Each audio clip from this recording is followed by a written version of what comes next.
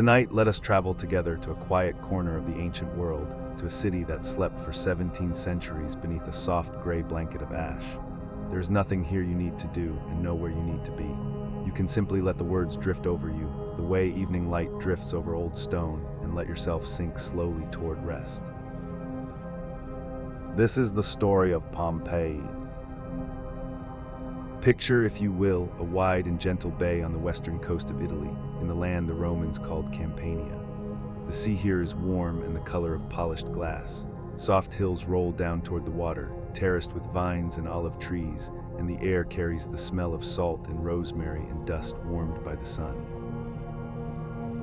And rising above it all, calm and green and seemingly harmless, stands a single mountain, Vesuvius. In those days, no one thought of it as a volcano. Its slopes were thick with forests and vineyards, and the people who lived in its shadow believed it was simply a mountain, as old and patient as the earth itself. At the foot of that mountain, where a small river met the sea, lay the city of Pompeii. It was not a grand capital. It was not a place of emperors or famous battles. It was an ordinary town, a busy and prosperous market town of perhaps 12,000 souls, and that in a way is exactly what makes it so precious to us now. For in Pompeii we do not glimpse the dreams of kings. We glimpse the daily life of ordinary people, frozen in a single afternoon and kept for us across the long centuries like a letter sealed and never opened. Let us begin at the beginning, long before the Romans came. The first people to settle here were a local Italian people called the Oscans, who built a small village on a low plateau of old hardened lava, safe above the floodplain of the river. That was nearly 3,000 years ago, in the dim morning of history. The plateau gave them firm ground to build on and a clear view of the sea, and the river gave them a way to carry goods inland and out to the wider world.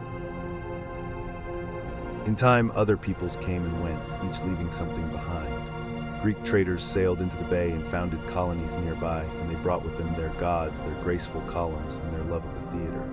The Etruscans, that mysterious people from the north, held sway here for a while. And then came the Samnites, a hardy mountain people who shaped the growing town and gave it some of its earliest streets and walls. By the time Pompeii enters the clear light of recorded history, it was already old, already a layered thing, a town that had been built and rebuilt by many hands. And then, as happened to so much of the ancient world, Pompeii came into the orbit of Rome. At first it was an ally, a friendly town bound to the Great Republic, but the Italian peoples grew weary of fighting Rome's wars without sharing fully in Rome's rights, and there came a great rebellion, the war the historians call the Social War. Pompey took the losing side, and when the fighting was done, the Roman general Sulla settled a colony of his old soldiers here, and Pompeii became fully and finally a Roman town. It kept its old streets and its old houses. But now Latin was spoken in the forum, Roman law was read aloud, and Roman comforts began to fill the city, the baths and the temples and the amphitheater that would make Pompeii feel, to any traveler, like a small and pleasant piece of Rome itself. Now let us walk into the city as it was at the height of its life, in the years before the end. Let us go in through one of the gates in the old stone walls, and wander its streets in the warm light of an ordinary morning. The streets of Pompeii are paved with great blocks of gray volcanic stone, worn smooth by generations of feet and cartwheels. If you look closely, you can still see the deep ruts the wagons cut into the stone over the long years, two parallel grooves running down the center of the road.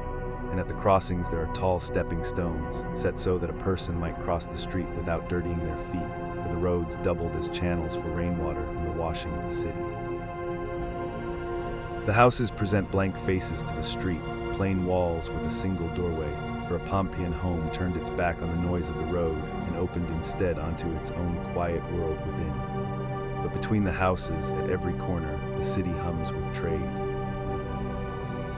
Here is a bakery and you can smell it before you see it. Inside stand the great millstones of rough gray stone, shaped like hourglasses, turned by donkeys or by men to grind the grain into flour.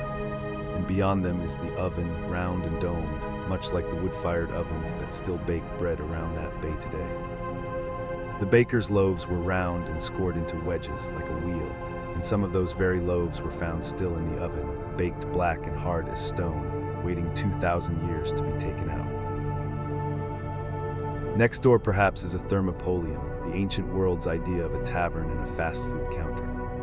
A wide stone counter faces the street, and set into it are great earthenware jars where hot food and warm spiced wine were kept ready for the passing crowd. People then as now did not always wish to cook at home, and the city was full of these little counters where a working person might buy a bowl of beans, a cup of wine, a quick and ordinary meal. There are laundries where cloth was cleaned and treated in great vats. There are workshops for metal and for wool, the wool being one of the town's quiet sources of wealth. There are shops selling lamps and pots and glass, and stalls of fruit and fish, and the constant murmur of bargaining and gossip and the cries of sellers. And everywhere on the walls there is writing. This is one of the small wonders of Pompeii. The people scratched and painted their words onto the plaster of the public walls, and those words survived.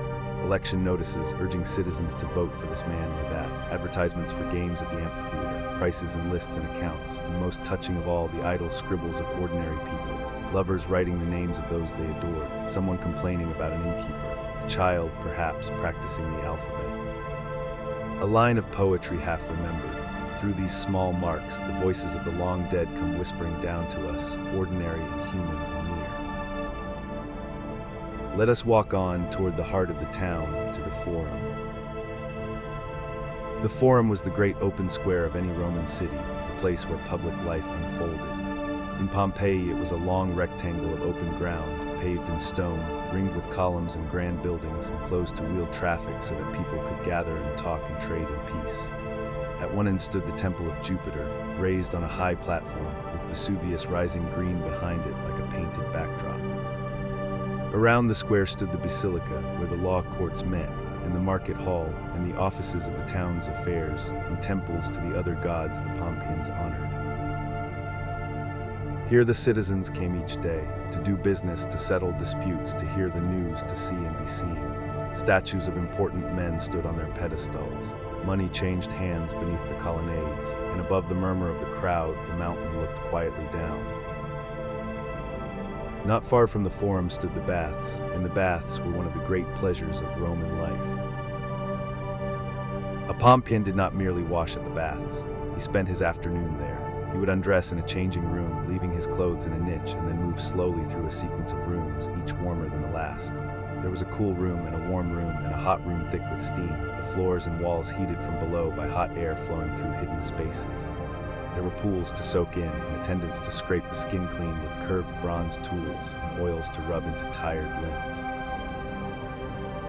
But the baths were more than washing. They were the social club of the ancient town. Men came to talk and to argue, to make deals, to exercise in the courtyard, to hear the latest rumor. The ceilings above them were vaulted and painted, the light falling soft through high windows, and the warm air filled with the sound of voices and splashing water and easy laughter. Imagine the deep comfort of it, the heat soaking into your bones, the murmur of conversation, the whole afternoon stretching out with nothing urgent to be done.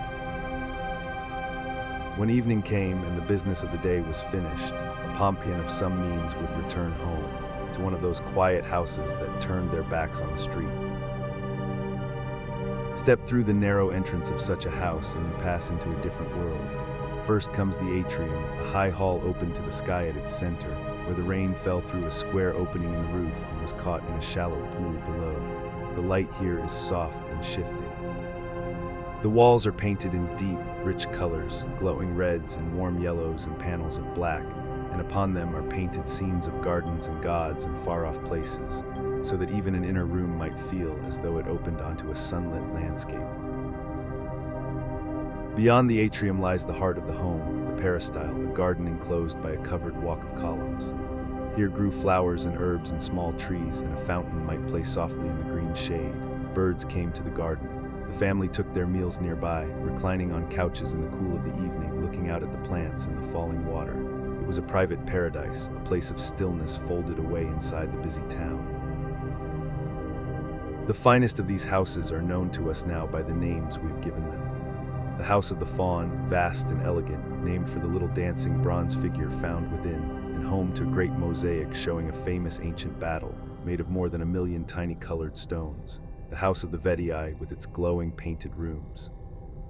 And just outside the walls, the Villa of the Mysteries, where a long wall painting shows a solemn and beautiful ceremony, its figures glowing against a background of brilliant red, a scene whose full meaning is still gently debated by scholars to this day.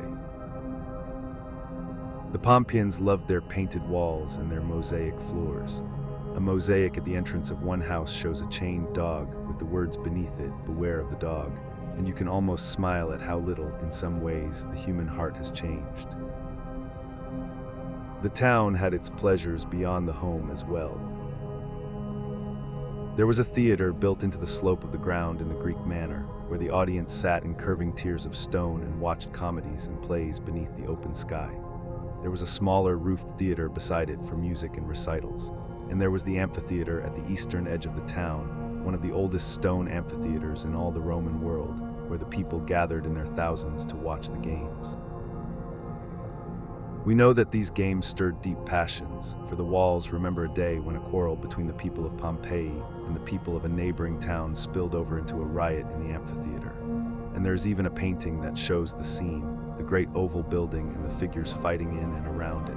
Such was the ordinary, vivid, quarrelsome life of the town. This then was Pompeii, a place of bread and wine and warm baths, of painted gardens and barking dogs, of elections and gossip and games. A place where on any given morning, 12,000 people woke and dressed and went about the small and precious business of being alive. They had no idea, none of them, what the mountain held. There had been a warning, though no one read it as such. Some 17 years before the end, the earth shook. A great earthquake struck the region, toppling buildings, cracking walls, sending the people running into the streets. Temples fell, statues toppled from their pedestals, and we have a carving from the time that shows the very buildings of the Forum tilting and sliding, a small stone record of a frightening day. The Pompeians did what people have always done. They rebuilt. Slowly over the years, they repaired the damage, raised the fallen walls, replastered and repainted. Indeed, when the end came, much of the city was still a work in progress, scaffolding here, fresh plaster there, the steady, patient labor of a town putting itself back together. They did not know that the trembling of the earth had been the mountain stirring in its long sleep. They thought the danger had passed. And so we come to the last day. It was late summer, or perhaps autumn, in the year we call 79. The morning began like any other. The shops opened. The bakers lit their ovens. People went to the forum and the baths. Smoke, if there was any from the mountain, would have seemed no more than a wisp. And then, a little after midday, with a sound that must have shaken the whole bay, Vesuvius opened. A vast column of ash and pumice and gas shot upward from the mountain, climbing miles into the sky, far higher than any cloud, spreading at its top into a great dark canopy. A young man named Pliny watched it from across the bay, and years later he would describe it in a letter, comparing its shape to that of a particular tree well known in that land, the umbrella pine, with a tall straight trunk that opens out into a wide spreading crown. It is the clearest description of such an event to survive from the ancient world, and because of him, scientists to this day call eruptions of that kind by his family's name. For Pompeii, which lay downwind, the sky began to darken, and then the pumice began to fall. It came down like a strange gray snow, small light stones of frothy volcanic rock, pattering onto the roofs, gathering in the streets, piling deeper and deeper through the long afternoon. Many of the people gathered what they could carry and fled while there was still time, hurrying out through the gates toward the open country and the sea, and most of them, we believe, escaped. Others sheltered indoors, hoping the strange storm would pass, waiting under roofs that groaned beneath the growing weight. Through that day and into the night, the ash kept falling, until it lay deep over the whole city, and the bright world was buried in gray twilight. We need not dwell on the hardest hours. Let us simply say that in the darkness before the next dawn, the great column above the mountain could no longer hold itself up, and it began to collapse, sending waves of hot ash and gas rushing down the slopes and across the land below. These reached the silent, buried town, and with them the last of that long day came to its close. The city, by then, was already still. When at last the mountain quieted and the sun rose on the days that followed, Pompeii was gone. Where the busy town had stood, there was only a smooth and rolling plain of gray, soft and featureless, as though a great hand had passed over the land and wiped it clean. The forum, the temples, the painted houses, the bakeries with their loaves still in the ovens, all of it lay sleeping beneath many feet of ash. The survivors did not return to rebuild. The place was changed beyond knowing, and the very name of the town slowly faded from the maps. Grass grew over the gray, then shrubs, then trees. Farmers planted vines in the rich volcanic soil above the buried streets, never guessing what lay beneath their feet. The river shifted its course. The coastline moved, and Pompeii passed out of memory into legend and then into silence. For 1700 years, the city slept. Empires rose and fell above it. The Romans gave way to other peoples, and those to others still. Knights rode over the buried forum. Monks prayed in valleys nearby. Whole ages of human history came and went, and all the while, beneath the quiet fields, the painted walls kept their colors, the loaves kept their shape, and the city waited, patient and undisturbed, holding its single afternoon. And then slowly, by chance, the world began to remember.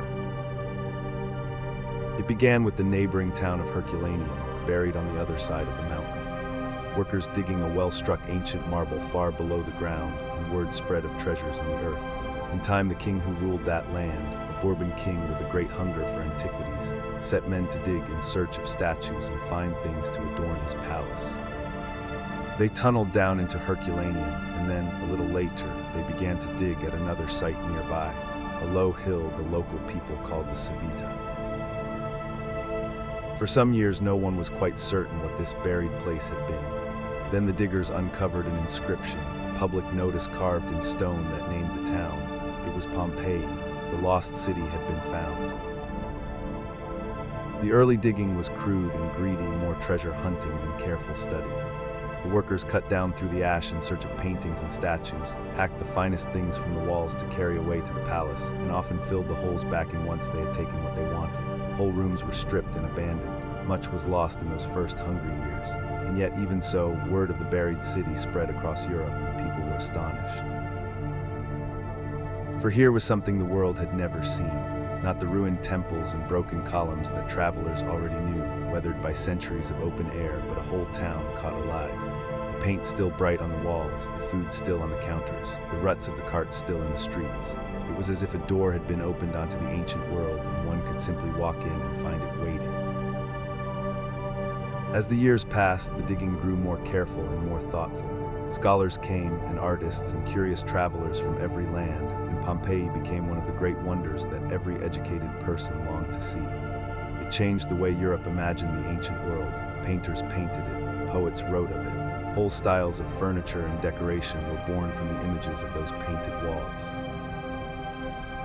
But the greatest change came in the work of one man, a director of the excavations who brought to the task a new and gentle care, and to whom we owe one of the most haunting and beautiful discoveries in all of archaeology. His name was Giuseppe Fiorelli, and he noticed something that others had passed over. Here and there in the hardened ash, the diggers would break through into a hollow space, an empty pocket in the solid gray. Fiorelli understood what these spaces were. When the ash had buried the city, it had settled around the soft things, around bodies and wooden doors and shutters, and as those soft things slowly decayed over the centuries, they left behind perfect molds of themselves, empty shapes held in the hardened ash. And so he had a wonderful and tender idea. When the diggers found such a hollow, they would gently pour liquid plaster into it and let it set, and then carefully clear away the ash around it. And when they did, the lost thing rose again into the light, recreated in plaster, in its exact and final form. In this way, doors and shutters and the roots of long-dead trees were brought back. And in this way, too, the people themselves returned to us.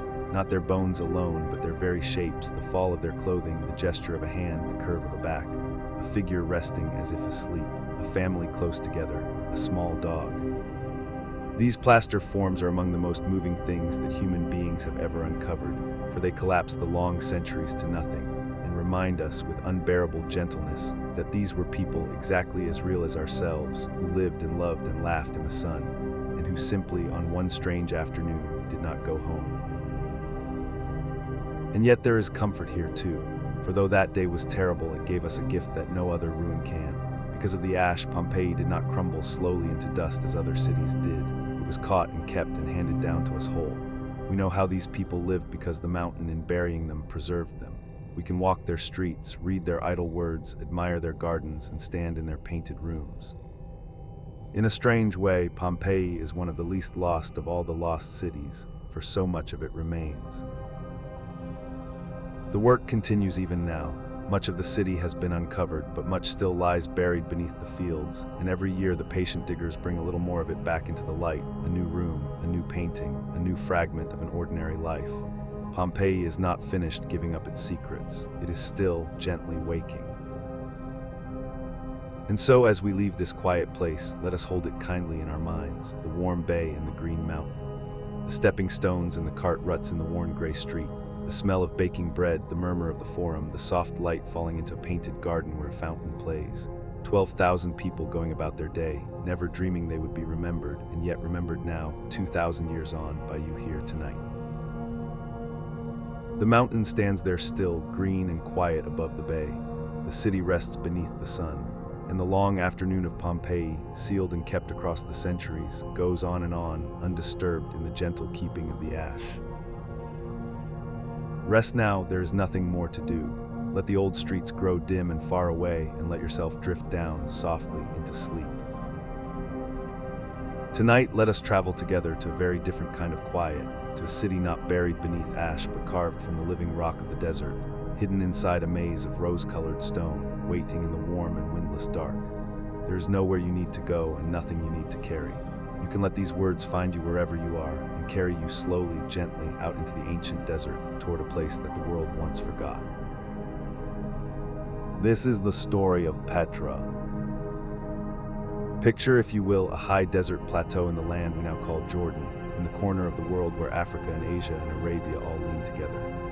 The air here is dry and clean, with the faint mineral smell of hot stone cooling in the evening. The sky at night is immense and absolute, studded with more stars than most people ever see in a lifetime.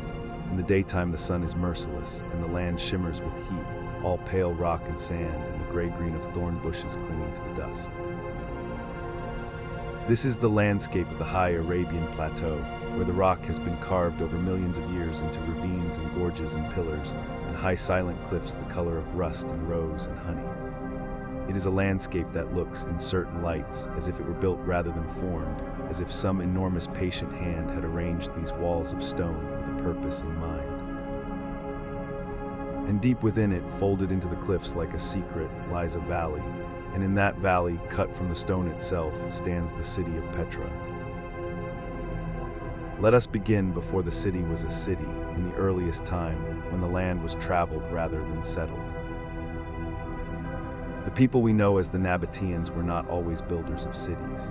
In their earliest days they were nomads, moving through the desert with their flocks and their camels, knowing every hidden spring, every sheltered valley, every rock face where rainwater gathered in shallow pools. They were the children of the desert in the truest sense, meaning that the desert was not a hardship to them, but a home, a place full of knowledge and resource if you knew how to read it. The Greek historian Diodorus of Sicily, writing in the 1st century before the Common Era, described the Nabateans as a people apart. They kept no wine, he said, and drank only pure water, and they were extraordinarily hard to conquer because they simply vanished into the desert whenever an army came, carrying everything they valued on their camels, melting into the stone-colored landscape and emerging again when the danger had passed. This is the kind of intimate knowledge of a land that cannot be bought or borrowed. It is knowledge carried in the memory, the way a song is carried quietly from parent to child. But the world around the Nabateans was changing, and they were among the first to see the opportunity in that change. In the centuries after the death of Alexander the Great, the routes along which goods traveled between the East and the Mediterranean shifted and opened. Spices from India, silks from China, incense from southern Arabia, all of it had to travel overland on the backs of camels across these deserts to reach the great cities of Egypt and Greece and Rome, where wealthy people were willing to pay extraordinary sums for a handful of frankincense or a packet of pepper. The Nabateans already lived along these routes. They already knew where the water was, which was the only knowledge that truly mattered in the desert.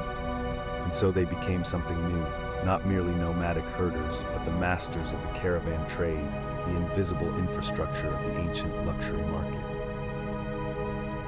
A caravan moving through the desert was not a simple thing. It might include hundreds of camels, each loaded with goods worth a fortune, and dozens of guides and guards, all of them needing water and rest and safe passage. The Nabateans provided all of this. They knew where to stop, how to find water in rock faces where no one else could see it, how to store goods in their hidden city and move them on when the time was right. They collected fees and tariffs on the goods that moved through their land, and those fees, multiplied across thousands of camel loads over hundreds of years, made them very rich indeed. And with that wealth, they built Petra.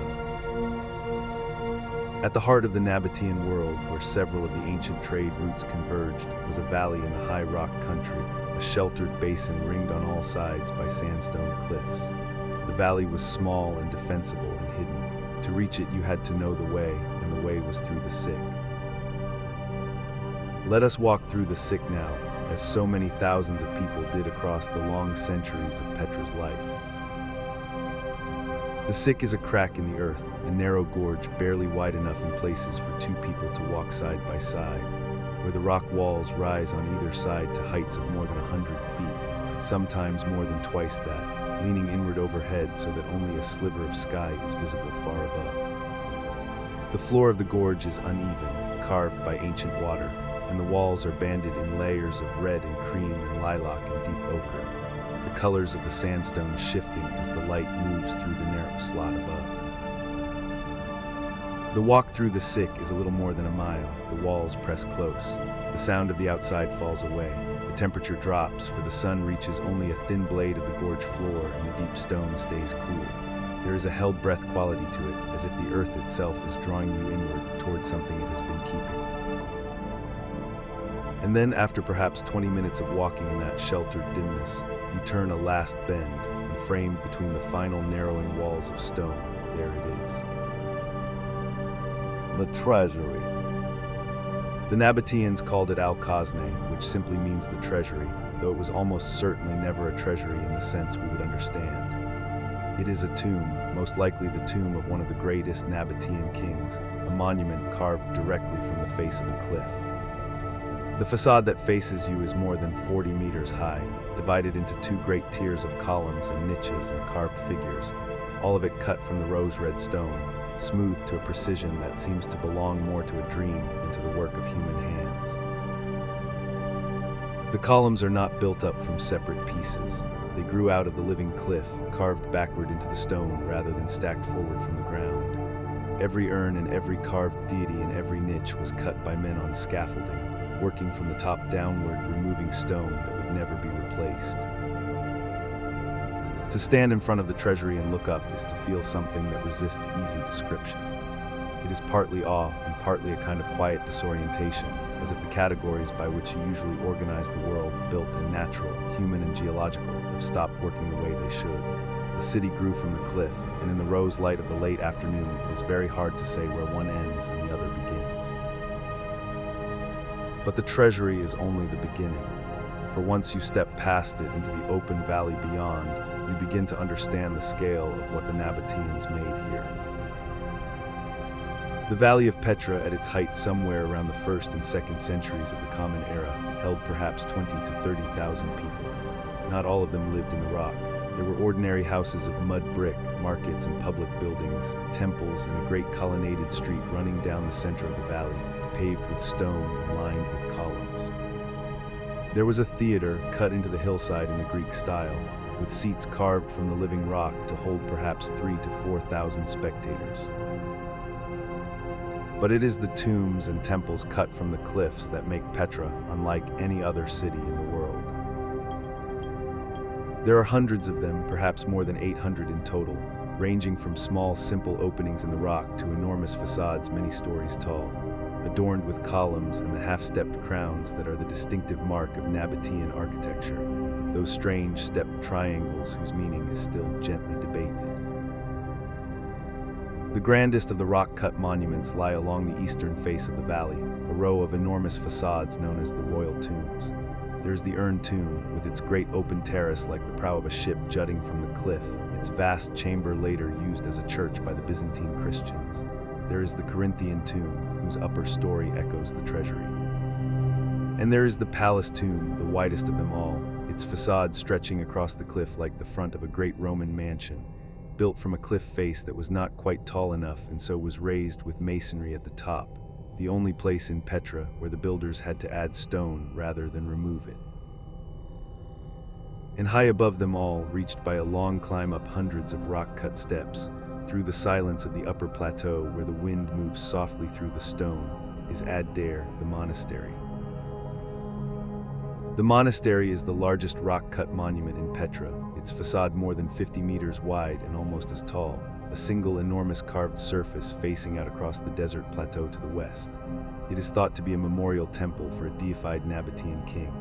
The great urn that crowns its upper story, carved from the same rose-red stone, can be seen from miles away across the plateau.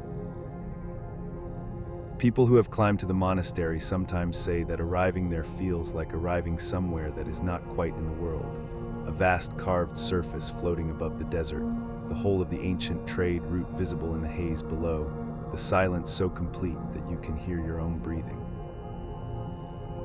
The Nabateans who built all of this understood something fundamental about stone. They understood that the cliffs of Petra were not an obstacle but a material, that the desert offered an inexhaustible supply of the most durable building material in the world. Every monument they carved became more permanent with time rather than less, because there was nothing to fall down. The stone simply endured. But Petra was not only a city of tombs and monuments, it was a living city, and the life of it depended on something more precious than stone. It depended on water.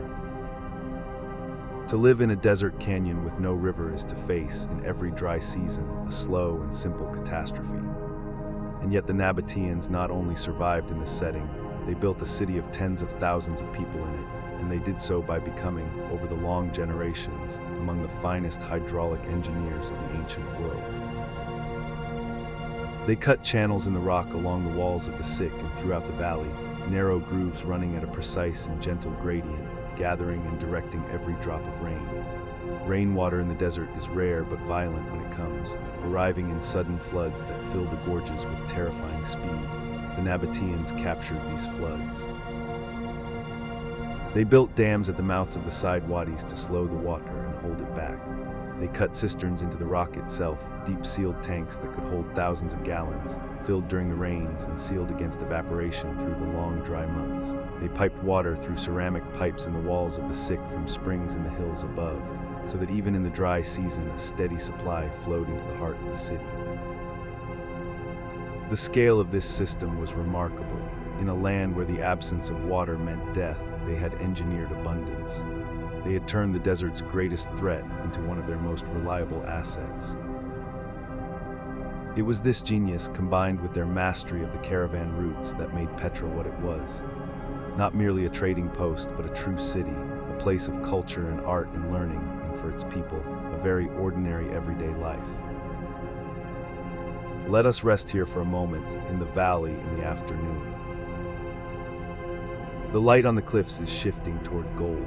In the market along the colonnaded street, merchants were selling the goods that moved through Petra: bales of silk, stoppered jars of balsam and myrrh, frankincense that Rome burned by the ton in its temples, pepper and cinnamon and cardamom, glass from Syria, copper from the Seine. The smell of spices mixed with the smell of camels and dust, and the sharp green smell of water flowing in the channels. The Nabatean people themselves were, by the accounts of the ancient writers, modest in their private lives. Their kings dined on simple food and reclined on the ground rather than on elaborate couches. But they poured their wealth into their monuments and their public life, into the cut stone of their tombs and the precision of their extraordinary water system.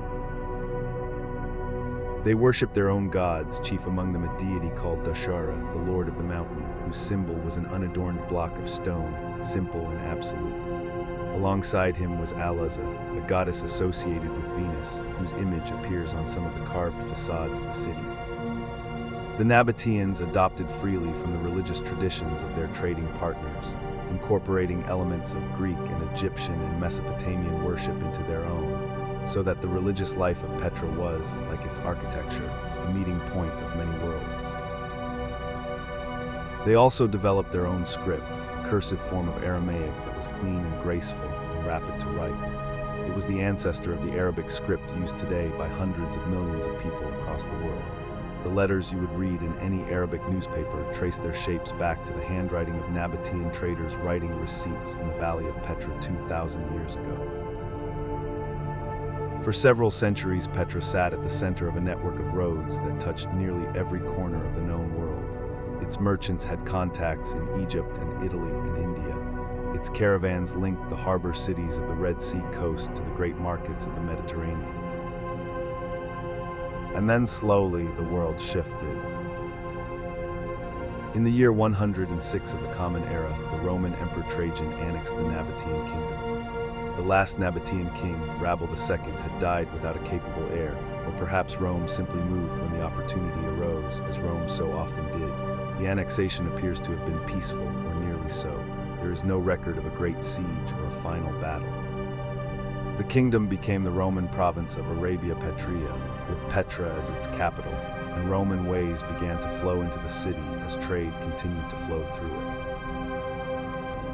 The Romans built their own additions to the colonnaded street. A monumental arch rose at the entrance to the city center. The theater was enlarged. The old Nabatean temple dedicated to Dashara was rebuilt with Roman features. Petra became a Roman city layered over a Nabatean one, each new layer preserving the older beneath it simply by choosing to build on top rather than tear down. For a time, Petra continued to flourish, but the forces that would diminish it were already gathering. The trade routes that had made Petra great were not fixed. In the 2nd and 3rd centuries of the Common Era, they began to shift away. The Romans developed the Red Sea ports more aggressively, and more goods began to move by sea rather than overland. The caravan routes through the Nabatean desert became less essential, and the fees and tariffs that had built Petra's wealth began to diminish. The city did not collapse, but it contracted. The population shrank. The great building projects slowed and then stopped. The streets were still busy, the markets still open, but quieter now, thinner, a fading echo of what they had been. And then the earth moved.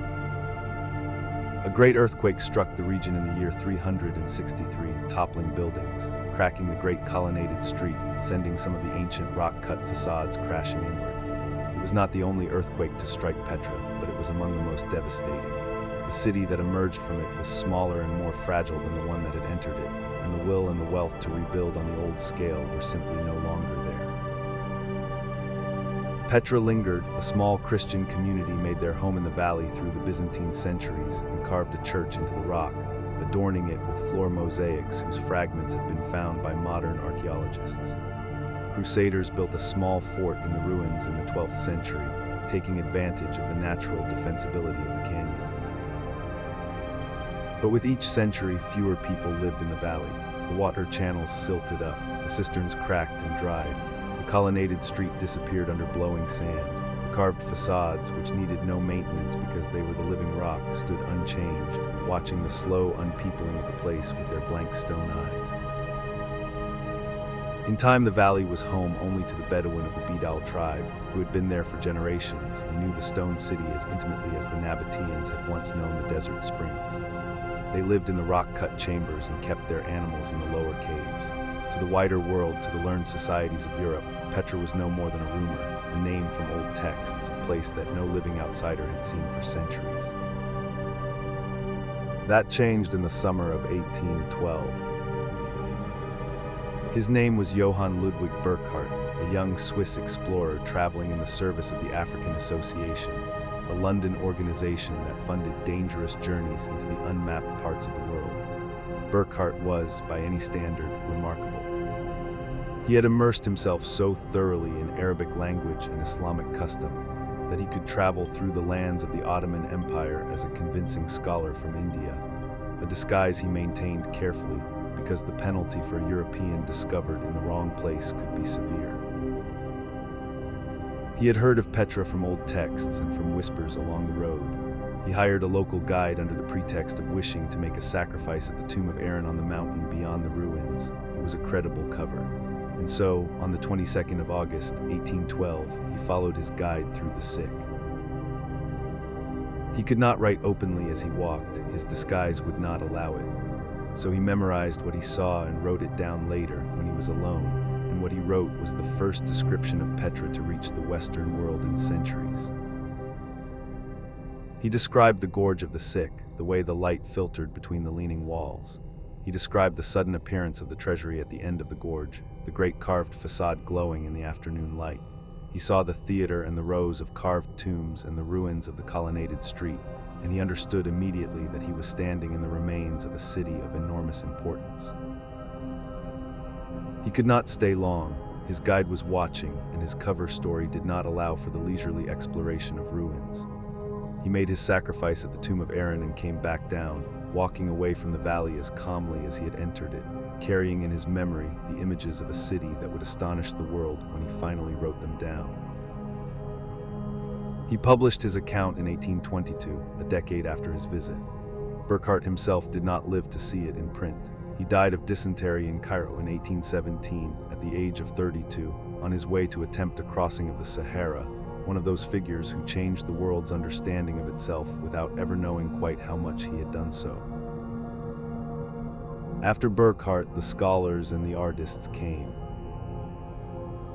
The painter David Roberts arrived in 1839 and made a series of lithographs published and shared across Europe, images of the treasury and the royal tombs, and the theater drawn with a romantic attention to light and shadow that made the ruins look almost too beautiful to be real. Edward Lear, better known for his comic verse, was also a skilled watercolorist who recorded the valley in paint in 1858. The American painter Frederick Edwin Church came in 1868 and made oil studies of Adair, the monastery, its carved stone catching the warm desert light. Through these images, more than through any text, the world fell in love with Petra. Here was a lost city that had been found again, and it was real. You could go there. Scholars followed the painters and archaeologists followed the scholars, and slowly, carefully over the generations, the ancient city gave up its secrets. The water system was mapped and understood. The history of the Nabatean kingdom was reconstructed from inscriptions and coins, and the Bedouin Bedouin who had kept faith with the valley through the long centuries when the world had forgotten it, were there to guide the newcomers through the rock. Today, Petra draws hundreds of thousands of visitors each year. People who come to walk the sick and stand before the treasury and climb the long stairs to the monastery and feel, in the presence of the rose-red carved stone, whatever it is that such places awaken in a person. Wonder, perhaps, or something quieter than wonder. A sense of proportion of the length of time, of how many ordinary lives have been lived in extraordinary places and then forgotten and then found again. The stone remains. It has outlasted the Nabateans and the Romans and the Byzantine bishops and the Crusaders and the Bedouin generations and the first European visitors with their sketchbooks. And it will no doubt outlast us as well, standing patient in its desert canyon, fading from rose to gold as the light changes through the day, cooling slowly in the long blue evenings. And here in the quiet before sleep, it is good to think of that patience. Good to hold in the mind the image of those ancient channels cut in the cliff walls, gathering rainwater in a dry land. Good to remember the camel caravans threading through the sick in the lamplight before dawn. Good to think of the cutters of stone who worked from the top of the cliff downward, carving the capitals before the columns, trusting that the columns would be there when they came to them, working in that particular faith that all great making requires. The treasury stands in its canyon, glowing faintly in the dark. The stars above the desert plateau are very bright and very still and very far away. Let the valley grow quiet now. Let the carved faces in the cliff dissolve gently into the dark. Let the sound of the ancient water channels, that soft and patient murmur, be the last thing you carry with you as you go.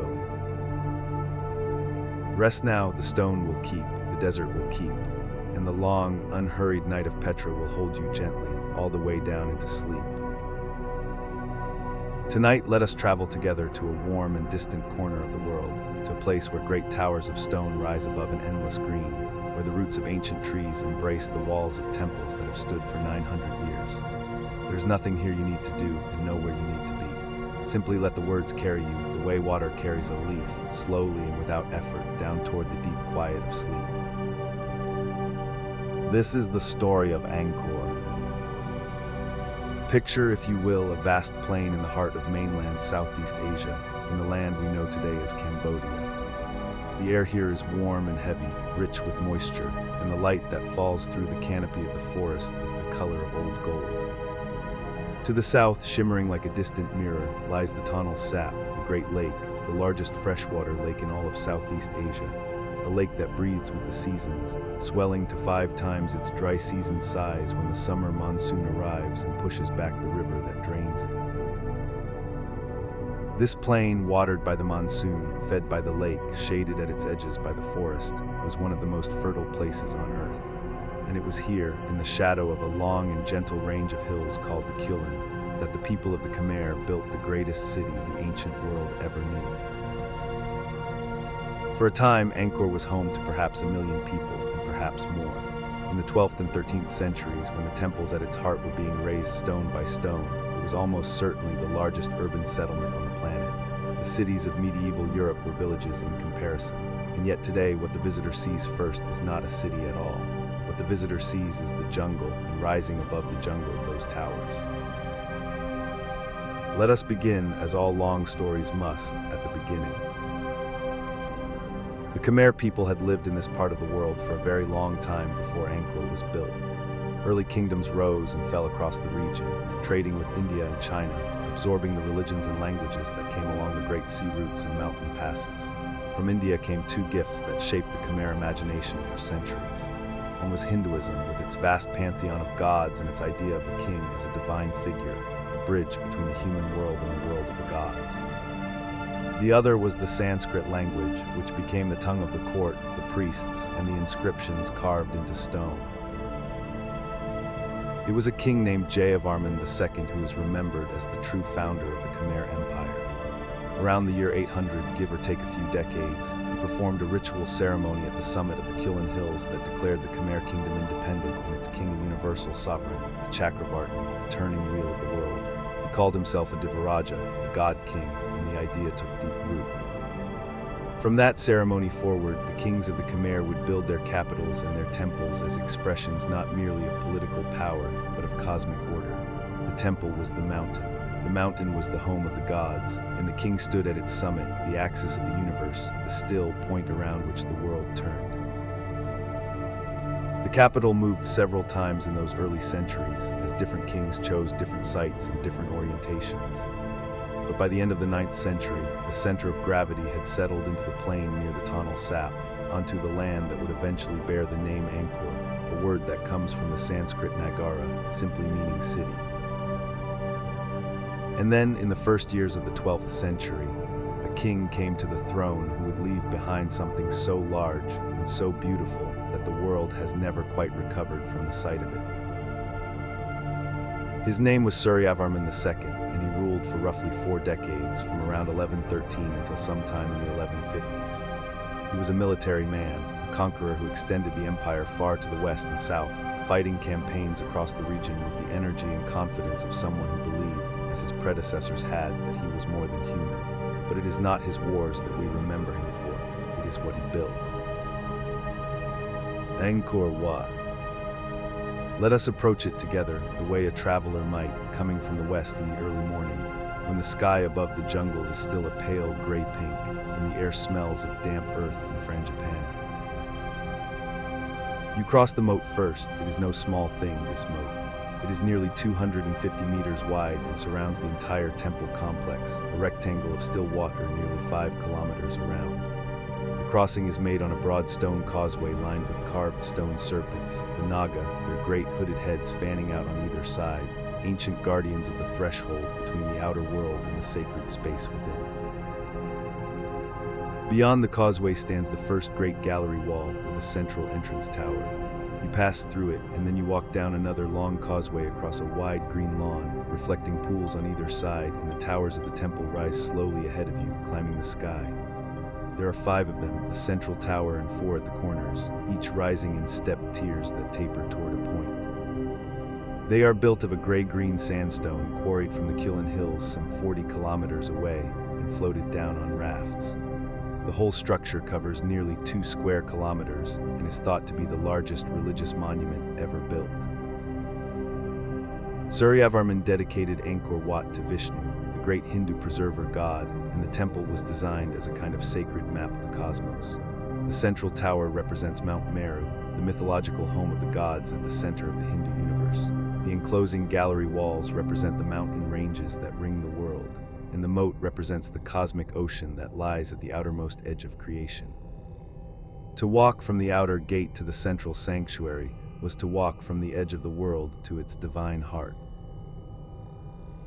But what slows you down, what makes the walk long and dreamlike and endlessly rewarding, is the bas-relief. Along the interior walls of the outer gallery runs a continuous carved frieze nearly 800 meters in total length. Here in stone are the great stories of Hindu mythology, the churning of the cosmic ocean, in which gods and demons grasp either end of a great serpent to extract from it the nectar of immortality, armies of demons in battle array, and the armies of Suryavarman himself marching in long columns toward an enemy, the king seated on his royal elephant, sheltered by parasols, his nobles and ministers arrayed behind him on their own great animals. The carvers who worked this stone were not making pictures in the modern sense. They were inscribing into the living rock a kind of prayer, a permanent act of devotion that would outlast every human memory. After Suryavarman, as Buddhism spread through the region, the temple was rededicated and became a Buddhist shrine. The devotional energy of the place simply shifted, the way water shifts from one channel to another, and Angkor Wat went on being sacred, as it has been, without any real interruption to this day. But Angkor Wat was only one monument in a much larger city, and to understand what Angkor truly was, we must step back from the temple and think about the city that surrounded it. Angkor was not only a collection of temples, it was a working urban landscape of extraordinary complexity, and its defining feature was water. The plain near the Tonle Sap is flat, and the monsoon rains that arrive each year are both a gift and a danger. The genius of the Khmer engineers was to capture that water, to hold it and distribute it with a system of canals, reservoirs, and earthen embankments that covered the entire landscape. The great reservoirs, called barrays in the Khmer language, were engineering works of staggering scale. The West Barray, which survives today and still holds water, is nearly 8 kilometers long and more than 2 kilometers wide, dug by hand over many years, and it held enough water to irrigate the rice paddies of a great part of the population. From the barrays, water moved through distribution channels that fed the fields of the city. A people that could grow 2 or 3 crops of rice a year could sustain a very large population, and that surplus of food sustained the labor force that built the temples and kept the city's vast machinery turning. The canals also served as roads of a kind. Goods moved along them by boat, and the whole network gave the city a circulatory system, water flowing in and out like breath, carrying rice and fish and timber and stone. And everywhere within this watery landscape, between the fields and along the tree-lined embankments, were people, 1 million of them, some scholars now believe, spread across a metropolitan area that covered more than 1,000 square kilometers.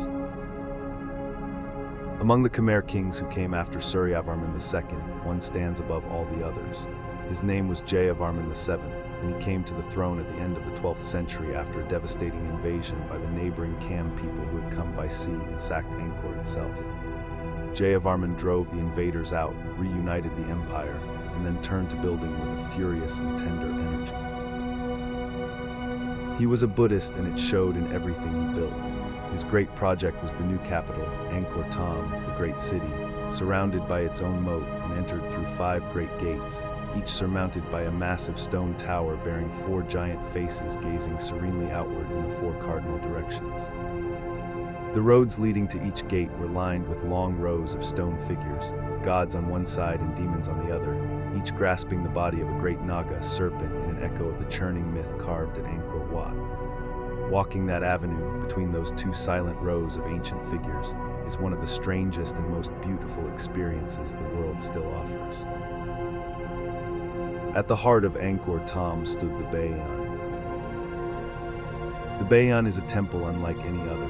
It rises from the center of the capital in a cluster of towers, and every tower bears on each of its 4 faces a great carved face. They are enormous and serene, with wide cheekbones and lips curled in a slight and ineffable smile, eyes half closed in an expression that seems to look inward rather than outward, to contemplate something very quiet and very far away. They have been called many things: the face of Jayavarman himself, the face of the Bodhisattva Avalokiteshvara, the compassionate one, the face of the Khmer people. Whatever they represent, they are among the most arresting images ever carved in stone. Standing among the towers of the Bayon at any time of day is an experience of quiet strangeness. The faces look down from every angle, and the effect, rather than being overwhelming, is oddly calming, as though all that stone attention holds you gently in place. The walls of the Bayon are also covered in bas-reliefs, but these tell a different kind of story from the grand mythology of Angkor Wat. The carvings show ordinary life: soldiers marching and playing chess in the intervals of battle, fishing boats on the Great Lake with birds and crocodiles below, a market scene, women at their stalls selling fish and cloth, a family eating a meal beside their home raised on stilts above the ground, children playing, a festival procession. These are the closest thing we have to a window into the daily life of the people of Angkor, a life rooted in the rhythms of water and rice and the calendar of religious festivals. The city had its sacred dancers too, the Apsara, whose image appears carved on nearly every surface of every great temple. In Angkor, these were not only celestial figures, but a real and honored core of women who danced in the rituals of the temple, embodying in their movement the beauty of the heavens. Thousands of them are carved into the walls, each slightly different, in elaborate headdresses and jeweled ornaments, their hands arranged in gestures of infinite refinement. Beyond the temples, the city had its ordinary neighborhoods, its workshops and markets, its roadways raised above the flood level of the monsoon season. The houses of ordinary people were built of wood, and so they have not survived, but the landscape they occupied can still be read in the ancient earthworks, the ponds and embankments and causeways that run between what were once neighborhoods and gardens and patios. Jayavarman VII was one of the great builders in human history. Beyond Angkor Thom and the Bayon, he built Ta Prohm, a temple dedicated to his mother, and Pre Khan, dedicated to his father. He built hospitals distributed across the empire and rest houses along the royal roads, one every 15 kilometers or so that travelers and pilgrims and the king's own messengers could find shelter and food.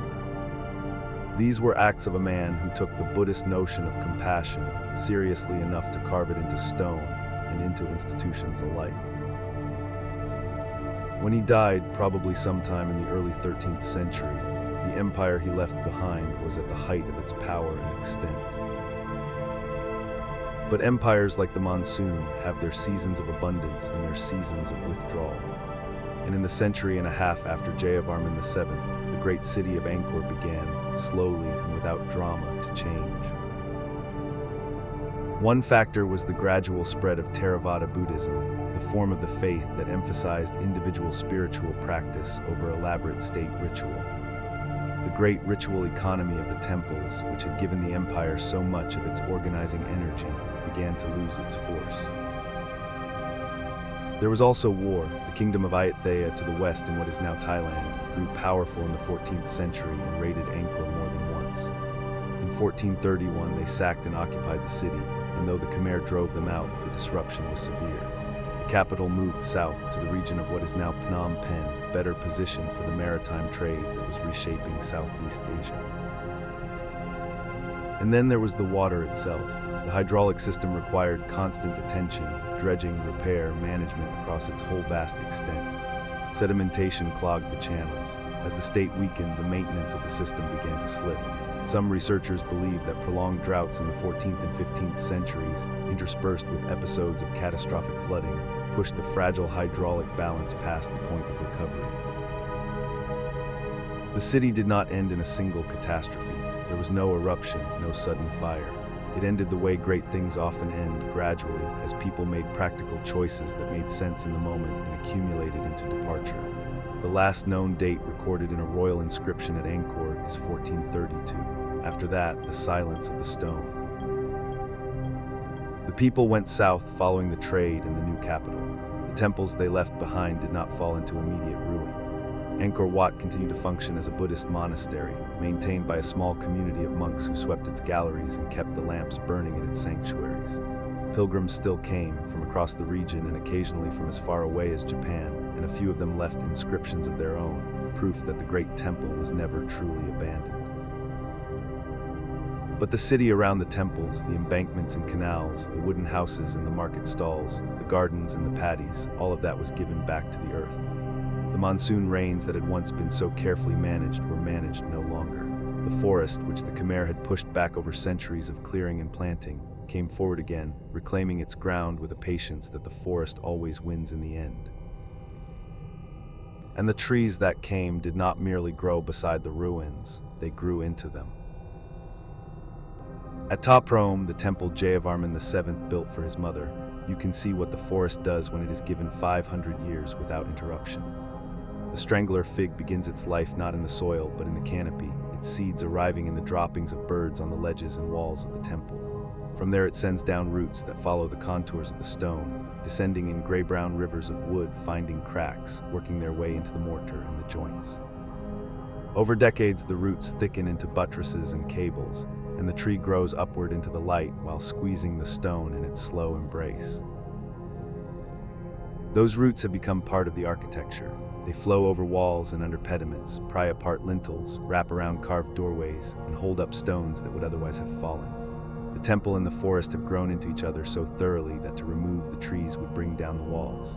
The French restorers who came in the 20th century made the wise decision to leave Top Rome largely as they found it, and the result is one of the most quietly astonishing places on earth.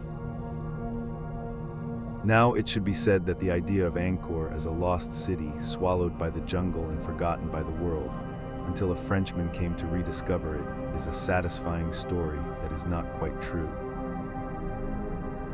The Cambodian people never forgot Angkor. Angkor Wat was never abandoned. Monks lived there throughout the centuries of the city's decline. Local people continued to venerate the great temple, and kings of later centuries left their own inscriptions there. Visitors from China and Japan wrote about it. Portuguese missionaries in the 16th century described it in detail, marveling at its size and speculating wrongly that it might be the work of Alexander the Great. What changed in the 19th century was not the discovery of Angkor, but its arrival into the awareness of the wider world, and in particular of Europe. The man most often credited with this arrival is a French naturalist named Henry Mauhat. He was not primarily interested in archaeology. He was interested in beetles. He traveled through Southeast Asia in the late 1850s, collecting insects and writing about his journeys in letters published after his death from fever in Laos in 1861. Those letters described, with genuine and unaffected wonder, the temples he encountered in the Cambodian jungle, and they reached a wide audience in Europe at exactly the moment when the French were extending their influence into the region. Mauhat was followed by others. A French expedition in 1866, the Mekong Exploration Commission, traveled through Angkor and produced photographs and drawings that were seen by a large European public. Among the members of that expedition was a young artist named Louis de Laporte, who brought back hundreds of drawings and plaster casts of the carvings and later published them in magnificent illustrated volumes that put the faces of the Bayon before the eyes of readers in Paris and London and beyond.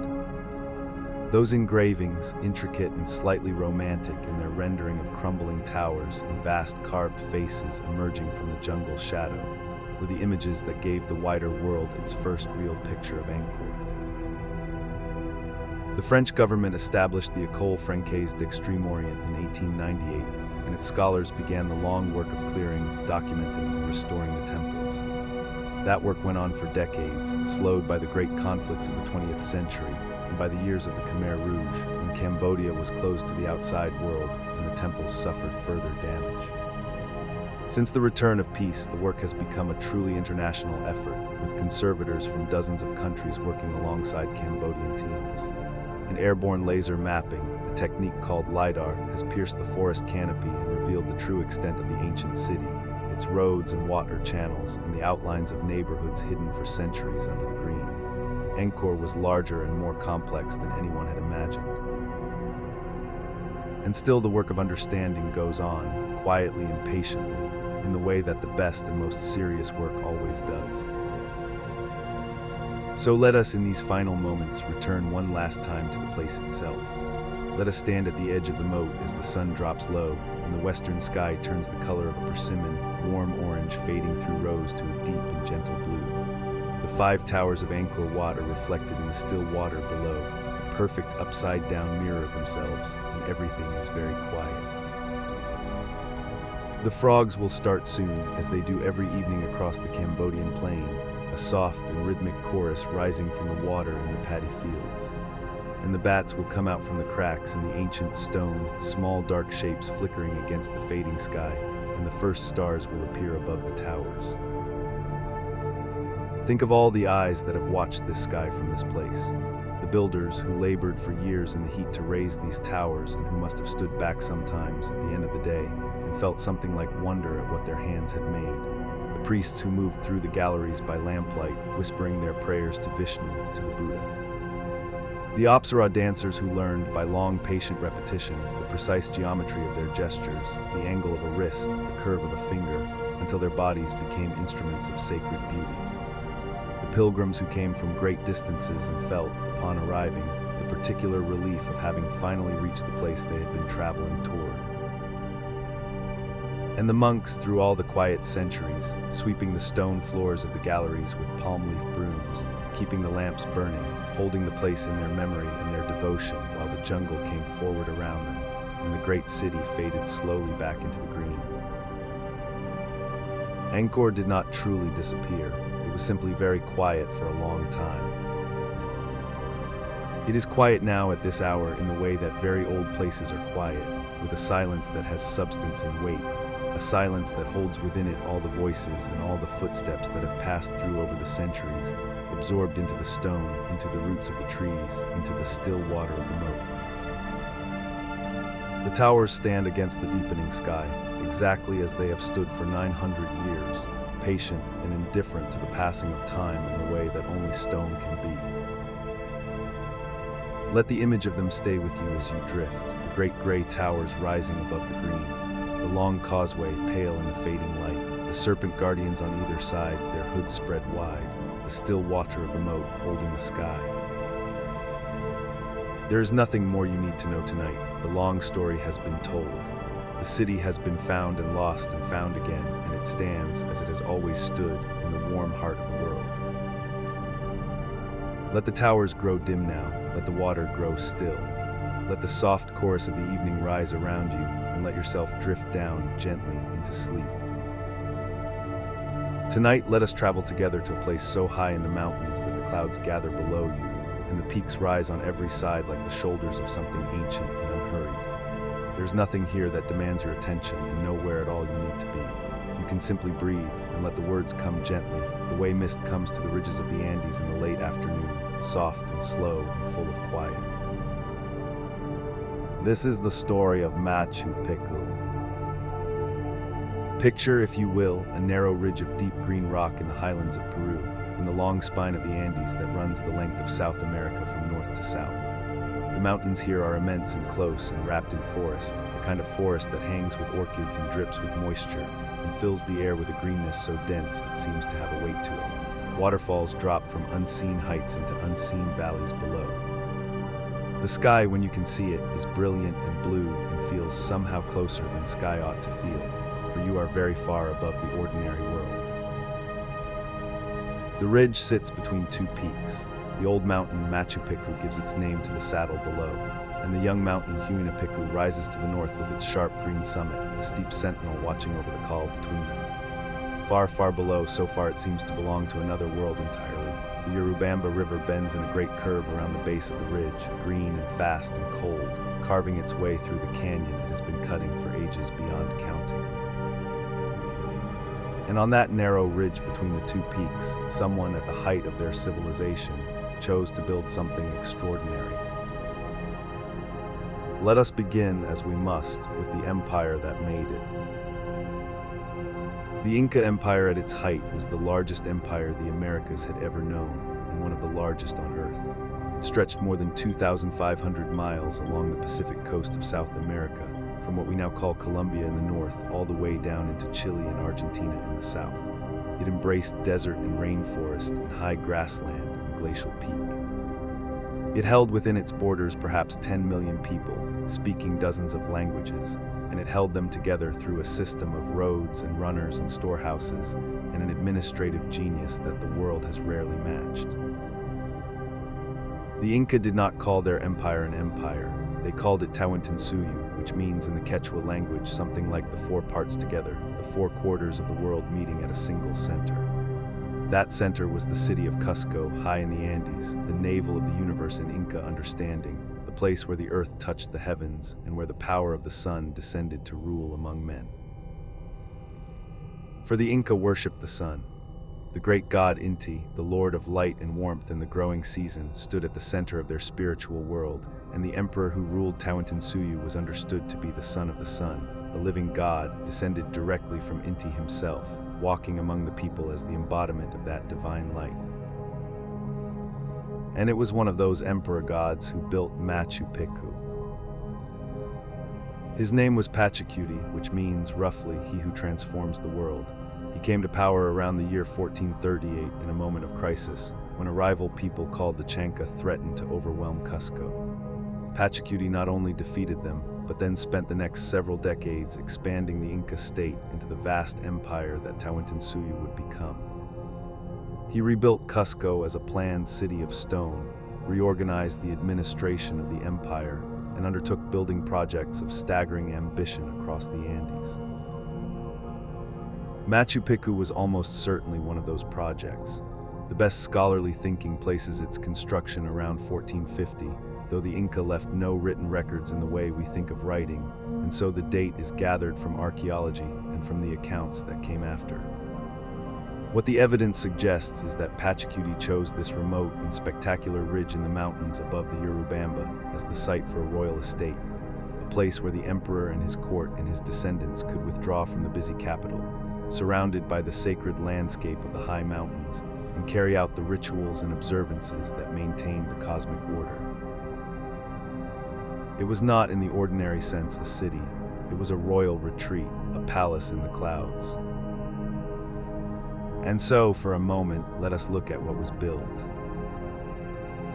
The Inca were among the greatest stonemasons who ever lived, and nowhere is that genius more fully on display than here on this ridge above the Urubamba. They had no iron tools, they had no wheels, they had no draft animals capable of pulling the heaviest loads up the steep mountain paths, and yet the walls they raised are fitted with a precision that still stops the breath of everyone who sees them.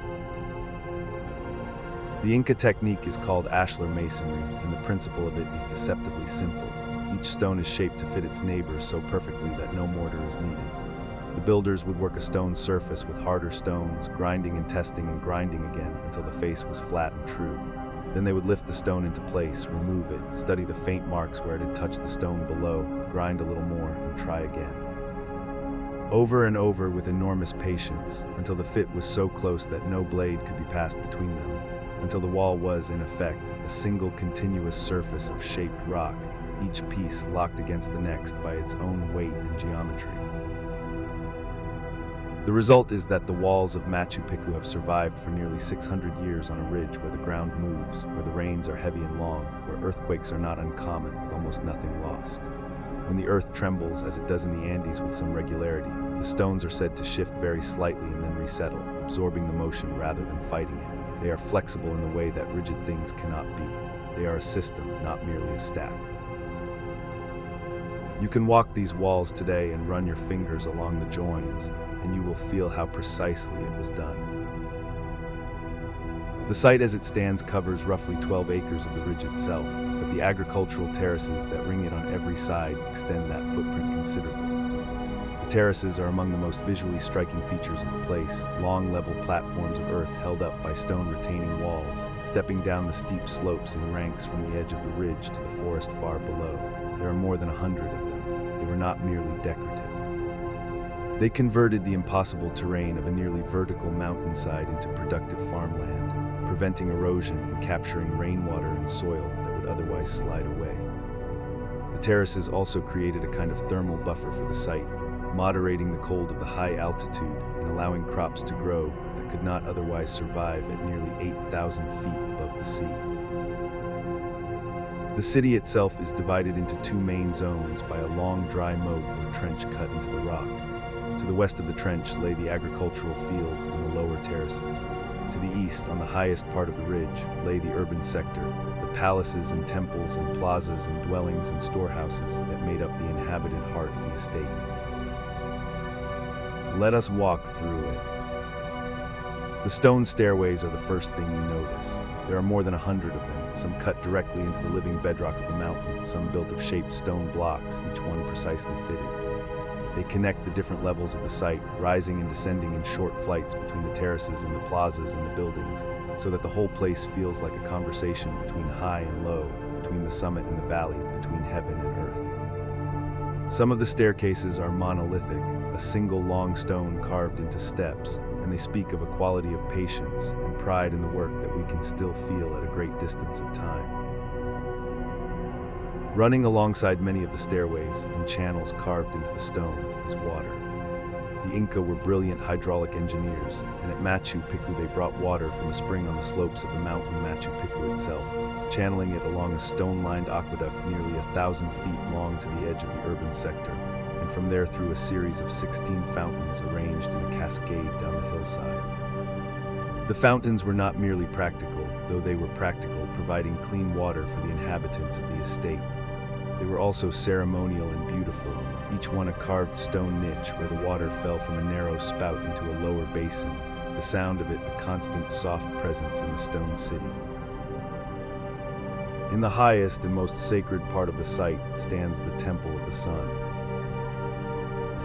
It is a rounded tower of the finest Inca masonry, its curved wall fitted with two trapezoidal windows positioned with deliberate care, so that on the morning of the winter solstice in the southern hemisphere, which falls in June, the first light of the rising sun streams through a particular window and falls precisely on a sacred stone within. The Inca tracked the movements of the sun with great care, for the solar calendar governed the planting and harvesting, the great festivals and the smaller observances, the whole rhythm of life and faith. The Temple of the Sun was an instrument as much as a shrine, a machine of stone and light tuned to the motion of the heavens. Beneath the temple, carved into the living rock of the mountain, is a small cave that scholars believe was used for royal burials or for the veneration of mummies. For the Inca practiced a particular and remarkable form of ancestor care, in which the mummified bodies of dead emperors were kept and consulted, and brought out on feast days to participate in the ceremonies of the living. From the Temple of the Sun, a short path leads to the sacred plaza, an open space surrounded on three sides by the most important ceremonial buildings of the site. Here stands the Temple of the Three Windows, a three-walled structure open on one side, with three large trapezoidal windows cut into its eastern wall, looking out over the mountains and the valley far below. The windows are so large that the morning light floods the interior, and the view through them changes with the seasons, the sun tracing different arcs through the openings as the year turns. The building speaks of a people deeply attentive to the sky. Beside it stands what scholars call the principal temple, with its massively thick walls and its fine masonry, built over a slightly uneven foundation, as if the builders began it in haste, or as if the ground beneath shifted slightly before they could complete it. And above the sacred plaza, on the very highest point of the ridge, stands the stone that is in some ways the heart of Machu Picchu. The Teotihuacan. The name means in Quechua something like the place where the sun is tied. It is a single granite outcrop carved into a complex shape, carved rock emerging from a platform on the summit, with a central projecting stone whose shadow falls in particular ways at particular moments of the year, most notably at the equinoxes, and for a brief period at noon the stone casts no shadow at all, the sun standing directly above it, and the two things, stone and light, seem momentarily to be the same thing. The Inca believed that at this moment the sun was tied, held in place, prevented from continuing its drift toward the south. Every Inca city had an Intihuatana, but most of them were destroyed when the Spanish arrived, pulled apart by priests who understood exactly what they represented and wanted them gone. The one at Machu Picchu survived because the Spanish never came here. It stands today as one of the very few such stones remaining in the world, and people still come and stand near it in the thin mountain air, looking out at the peaks and the clouds, and feel something they have difficulty putting into words. Who lived here in this remote and beautiful place? Not many people by the standards we might expect. Estimates based on the residential structures at the site suggest a permanent population of perhaps 500 to 700 people, possibly rising to 1,000 or more during festival seasons when the emperor and his full retinue were in residence. Among the permanent inhabitants were the priests and priestesses who maintained the temples and carried out the daily and seasonal rituals. There were the farmers who worked the terraces, planting and tending the crops that fed the community, principally maize and potatoes and quinoa and the other Andean staples that thrived at high altitude. There were artisans who maintained the buildings and kept the fountains clear and the stairways safe. There were the Eklakuna, the chosen women selected for their skill from across the empire, who lived in special quarters at the site, wove the finest cloth, and prepared the ritual food and drink, their lives given to the service of the sun and the emperor. And in the fine palaces near the sacred plaza, there was the royal household itself, at least during those seasons when the emperor came to his mountain retreat. Life here was not the busy, populous life of Cusco. It was quieter, more concentrated, more turned toward the ceremonial and the contemplative. The pace of things was set by the sky, by the turning of the seasons, by the festivals of the Inca calendar that marked the solstices and equinoxes and the planting and harvest times. Days would have begun with the first light on the Teotihuacan, with the soft sound of water in the stone channels, with the tasks of the agricultural terraces and the duties of the temples. And evenings would have come quickly here, the mountains cutting off the light early, the temperature dropping fast, the stars appearing in a sky undimmed by any other light for many miles in every direction. The site functioned as a royal estate for perhaps 80 or 90 years, and then, sometime around the 1530s, it was abandoned. The reasons are still a matter of careful scholarly discussion, but the timing points to a single overwhelming cause. In the 1520s, a disease arrived in South America ahead of the European soldiers who had brought it without knowing they had done so. Smallpox had never touched the populations of the Americas, and so it found among them no immunity, no resistance, nothing to slow its passage. It moved through the continent with a speed and a thoroughness that is almost impossible to comprehend. By the time the Spanish conquistador Francisco Pizarro arrived on the Peruvian coast in 1532, the Inca Empire was already devastated. A civil war over succession, provoked by the disease having killed the reigning emperor, had torn the great state apart. Pizarro took advantage of that division and in a matter of years brought it down. Cusco fell, the great temples were stripped, the gold was melted and sent to Spain. The Inca administrative system was dismantled, and the estates and retreats of the emperors, maintained by those same administrative systems, were no longer maintained. The people of Machu Picchu would have had cause to understand that the world had changed entirely, that whatever purpose the mountain estate had served was now a purpose without a patron. They left. The plazas emptied, the fires in the kitchens went cold, the fountains continued to run for a while and then perhaps were unattended, the terraces slowly returned to forest. The whole careful order of the place, the rituals and the plantings and the calendar of the sky, dissolved without the empire that had given them their meaning. And the forest came back. The Andes is a place of extraordinary biological impatience. In the cloud forest that surrounds the Machu Picchu ridge, the vegetation grows fast and holds on hard. Within a generation or two, the paths were overgrown, the terraces submerged in grass and shrubs, the walls of the palaces buried in vines and moss. The site sank back into the green silence of the mountain with a thoroughness that even now is remarkable to contemplate. The Spanish never found it. They found Cusco, of course, and Ollantaytambo and many other Inca sites and towns in the Urubamba Valley below. But the ridge road to Machu Picchu was not on any map they possessed, and no Inca informant, it seems, led them there. Whether this was deliberate, whether the people of the valley below chose to protect the old royal retreat by simply not speaking of it, is something we cannot know. But the Spanish passed through that valley many times over the following centuries and never climbed to the ridge. Local people knew this is something that tends to be lost in the grander telling of the story, but it is true.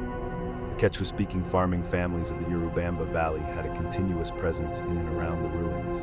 A farmer named Anacleto Alvarez had fields on the terraces, his family among a handful of families who had kept a connection to the place through all the centuries of colonial rule and the long aftermath of conquest. When the world beyond the valley eventually came looking, it was these local farmers who knew precisely where to go. And the world did come looking in the end. In the year 1911, a young American historian and explorer named Hiram Bingham arrived in Peru on a search for the last strongholds of the Inca, the cities where the descendants of the royal family had retreated after the conquest and continued to resist the Spanish for another 4 decades. He had heard stories of lost ruins in the Urubamba Canyon, the sort of stories that travelers and scholars in the region had been accumulating for years, fragments and rumors and half-maps. Bingham was 35 years old, energetic and ambitious, and possessed of the particular confidence of a well-educated man in a time that rewarded such confidence. He was a lecturer at Yale University, and his expedition was modest in scale, a small team of American scholars with local support, working their way along the Urubamba River in the high canyon on muleback and on foot.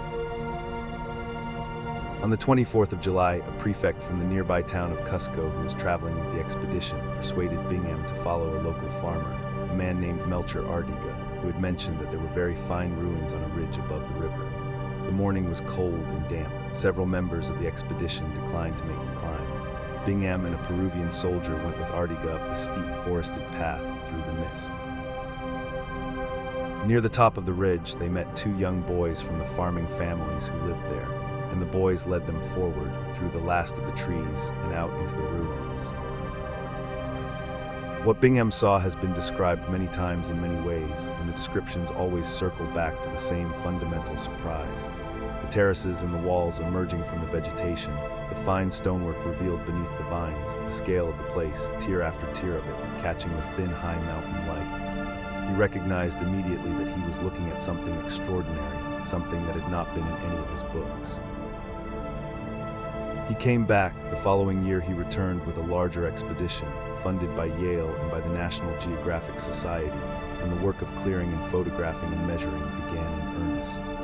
The trees and vines were cut back, the terraces cleared, the temples and plazas revealed. The photographs from those early clearing expeditions show the buildings emerging from the green as if rising from a long sleep, the stone walls exactly as the Inca masons had left them, tight-fitted and precise, waiting in the mountain mist for someone to come back. But in that first season of clearing and photographing, Bingham brought the ruins of Machu Picchu to the attention of the wider world in a way that nothing had before.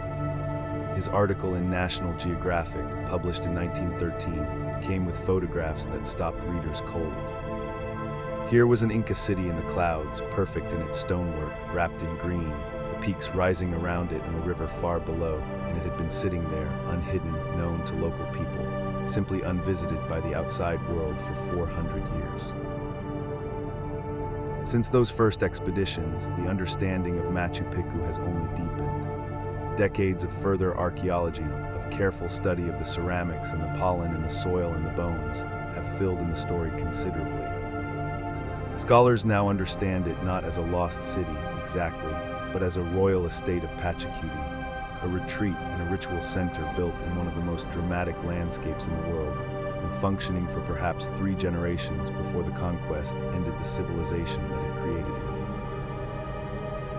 And yet the site itself, the stone, the mountains, the particular quality of the light on the ridge in the morning when the clouds clear for a while, and the peaks of Machu Picchu and Huayna Picchu stand sharp against the blue, that endures. The terraces are still there, exactly as Pachacuti's builders terraced them 6 centuries ago.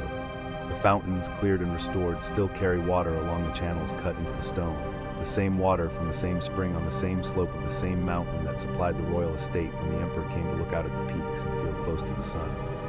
The Teotihuacan still stands on its summit, still refusing its shadow at the equinox, still doing the thing it was made to do. And sometimes when the clouds that gather around the ridge in the afternoon begin to thin, and the last of the light catches the fitted stones of the old walls and makes them glow, you can feel something of what it might have been. A place built at the edge of the world where the Inca came to be near the sky, where the sun was tied and the water was given its voice in the stone channels, and the farmers worked the terraces in the thin, bright air, and the priests attended to the turning of the year. All of it still here, all of it kept in the mountain, in the stone, in the persistence of the green ridge above the river that bends far below like a memory of the world. Rest now, let the Andes grow distant and the clouds come back to the ridge, and the sound of the stone fountain fade into a murmur too soft to follow. The peaks are there in the dark behind your closed eyes, patient and enormous and full of a quiet that has no end to it. Let yourself drift down softly into that quiet, into the deep, unhurried sleep of the mountain. Tonight, let us travel together to a high valley somewhere in the heart of the ancient world, to a city so vast and so old that even its name has been forgotten. There's nothing pressing here, nothing that needs your attention, nothing left to arrange or decide. You can simply breathe and let the words come softly, and allow yourself to sink a little deeper with each slow breath into the warmth of sleep. This is the story of Teotihuacan. Close your eyes and let yourself rise very gently, as if on a current of warm air, until the world below you spreads out wide and still. You are above a broad highland valley in what we now call central Mexico, roughly 30 miles northeast of where the great lake city of the Aztecs would one day rise. The valley floor is flat and dry and pale, ringed on every side by distant mountains whose slopes are the blue of faded cloth. A river winds through the basin, thin and glinting in the dry season air. The land is high here, more than 7,000 feet above the sea, and the sky above it is immense and very clear, and the stars at night come down so close that you feel you could almost touch them. In this valley, roughly 2,000 years ago, a city was born. We do not know what its founders called it. We do not know what they called themselves. They left behind no deciphered writing, no list of kings, no chronicle of their own making that we have yet been able to read. The name by which we know the city today, Teotihuacan, came from the Aztecs, who discovered the place long after it had fallen silent, and who gave it a name that meant, in their language, the place where the gods were born, or perhaps the place where men become gods. It is a grand and fitting name, but it is not the name the city knew in its own long life. And so from the very beginning, Teotihuacan holds itself a little apart, a little beyond our reach, wonderful and mysterious, asking more questions than it answers. Let us walk into it slowly. Imagine a morning in the city at the height of its power, perhaps in the 2nd or 3rd century of the Common Era. The valley is still cool with night. A thin mist lies in the low places, and the air smells of wood smoke and dry earth and something faintly green from the irrigated fields at the city's edge. The light is soft and level, coming in flat over the eastern mountains, and as it reaches the valley floor, it strikes the great monuments first, before anything else, before the houses and the markets and the sleeping streets. And what it strikes is enormous. The Pyramid of the Sun rises from the valley floor to a height of more than 200 feet. It is not a pointed shape, as you might imagine. It is broad and massive and stepped, like a great staircase built for a creature immeasurably larger than any human being, each tier of rough stone retreating inward as it rises, until at the very top there is a flat platform open to the sky. It sits on a base that stretches more than 700 feet on each side. This is one of the largest structures ever raised by human hands anywhere in the ancient world, and it was built, as best we can tell, without metal tools, without the wheel, without draft animals. The people who built it carried its materials by hand, shaped its stones by hand, and climbed its stages by hand, day after day, season after season, for years or decades, working with a patience and a coordination of will that can only leave us quiet with wonder. Not far away at the northern end of the city's great central road stands the Pyramid of the Moon. It is smaller than its companion, yet it sits upon higher ground, and when you look at it from the right angle, it appears to echo the shape of the mountain behind it, the dark peak called Cerro Gordo that rises beyond the valley's rim. Whether this was intended, whether the builders shaped their monument to mirror the mountain in deliberate homage, we cannot say for certain. But the correspondence is too close to seem accidental, and scholars who study such things believe it was deeply purposeful. The people of this city watched the sky, tracked the movements of the sun and stars, and built their world in careful alignment with forces larger than themselves. Between these two great pyramids runs a road. The Aztecs, when they came upon it centuries later, called it the Calzada de los Muertos, the Avenue of the Dead. They gave it this name because they believed the low platforms that line its sides were the tombs of ancient kings. They were not tombs. They were the stepped bases of temples, scores of them, arranged in a long procession on either side of the broad causeway, stepping up and down with a slight grade of the ground. But the Aztec name has held, and the Avenue of the Dead is what we call it still. It runs roughly from south to north for a distance of more than 1.5 miles, nearly perfectly straight, and it is broad enough that 20 people might walk abreast without crowding. Walking it now, even in ruin, even with weeds pushing up between the old stones, you feel the weight of its intention. This was not merely a road, it was a statement. A long, deliberate axis through the center of the world, organizing the whole city around it, the way a spine organizes a body. Along this avenue and spreading outward from it in every direction, the city grew and grew until it covered nearly 8 square miles. At its height, somewhere between the 4th and 6th centuries of the Common Era, Teotihuacan may have housed 100,000 people, perhaps more.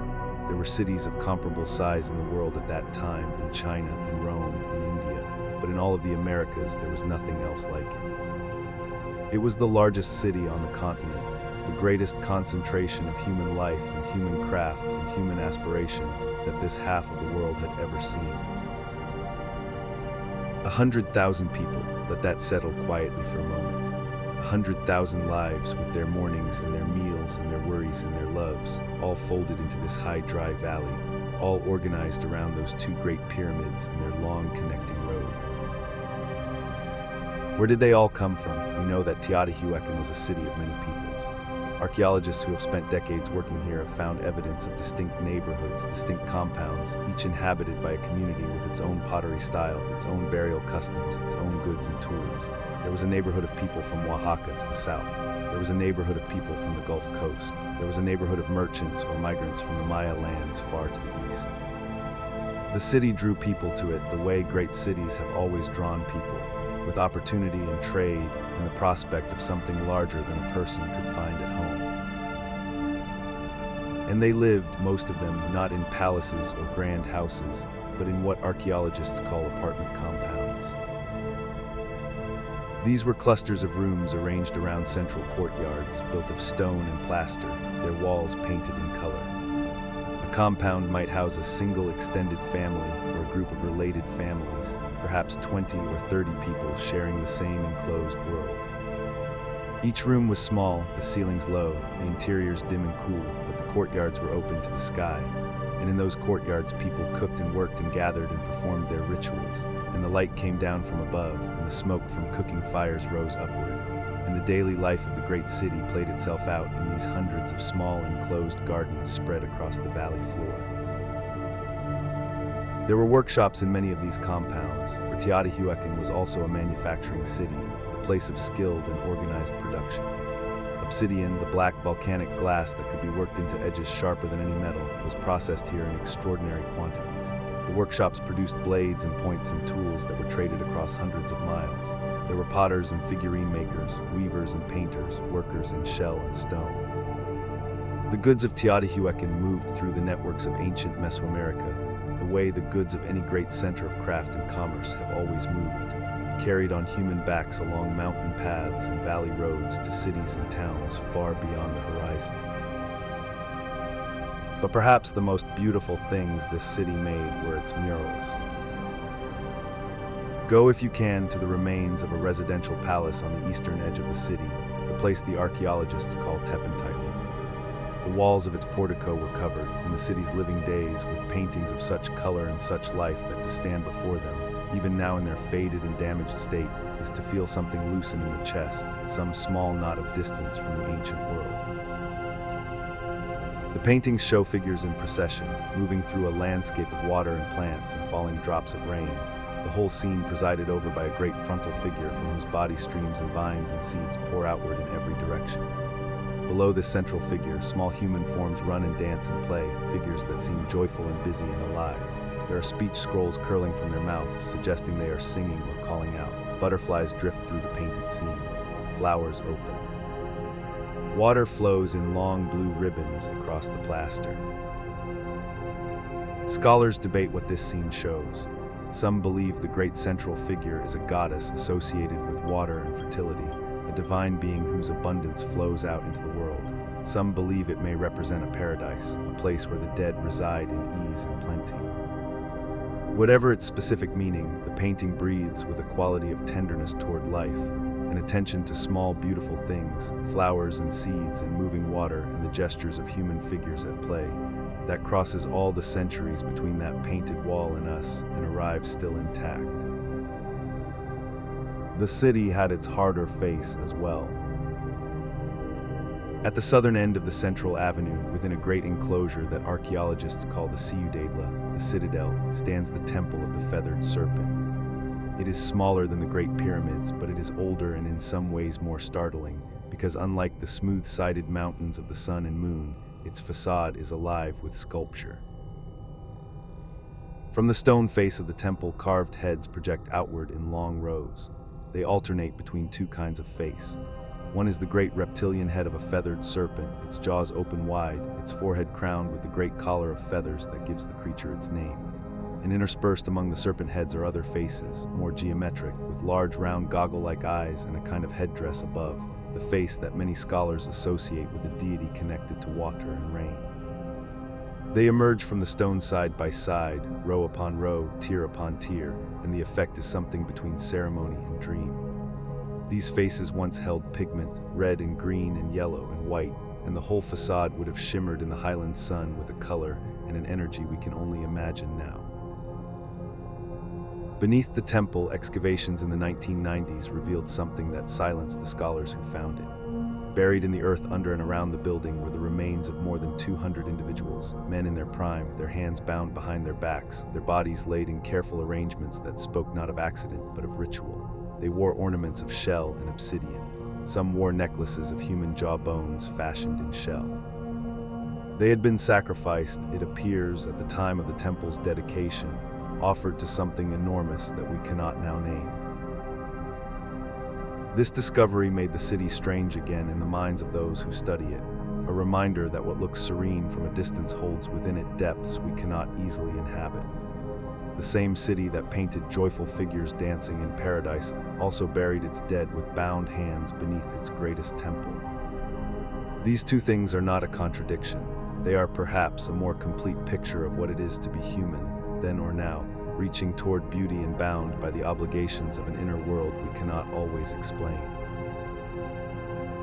And then there are the masks. Among the most haunting objects to have survived from Teotihuacan are its stone masks.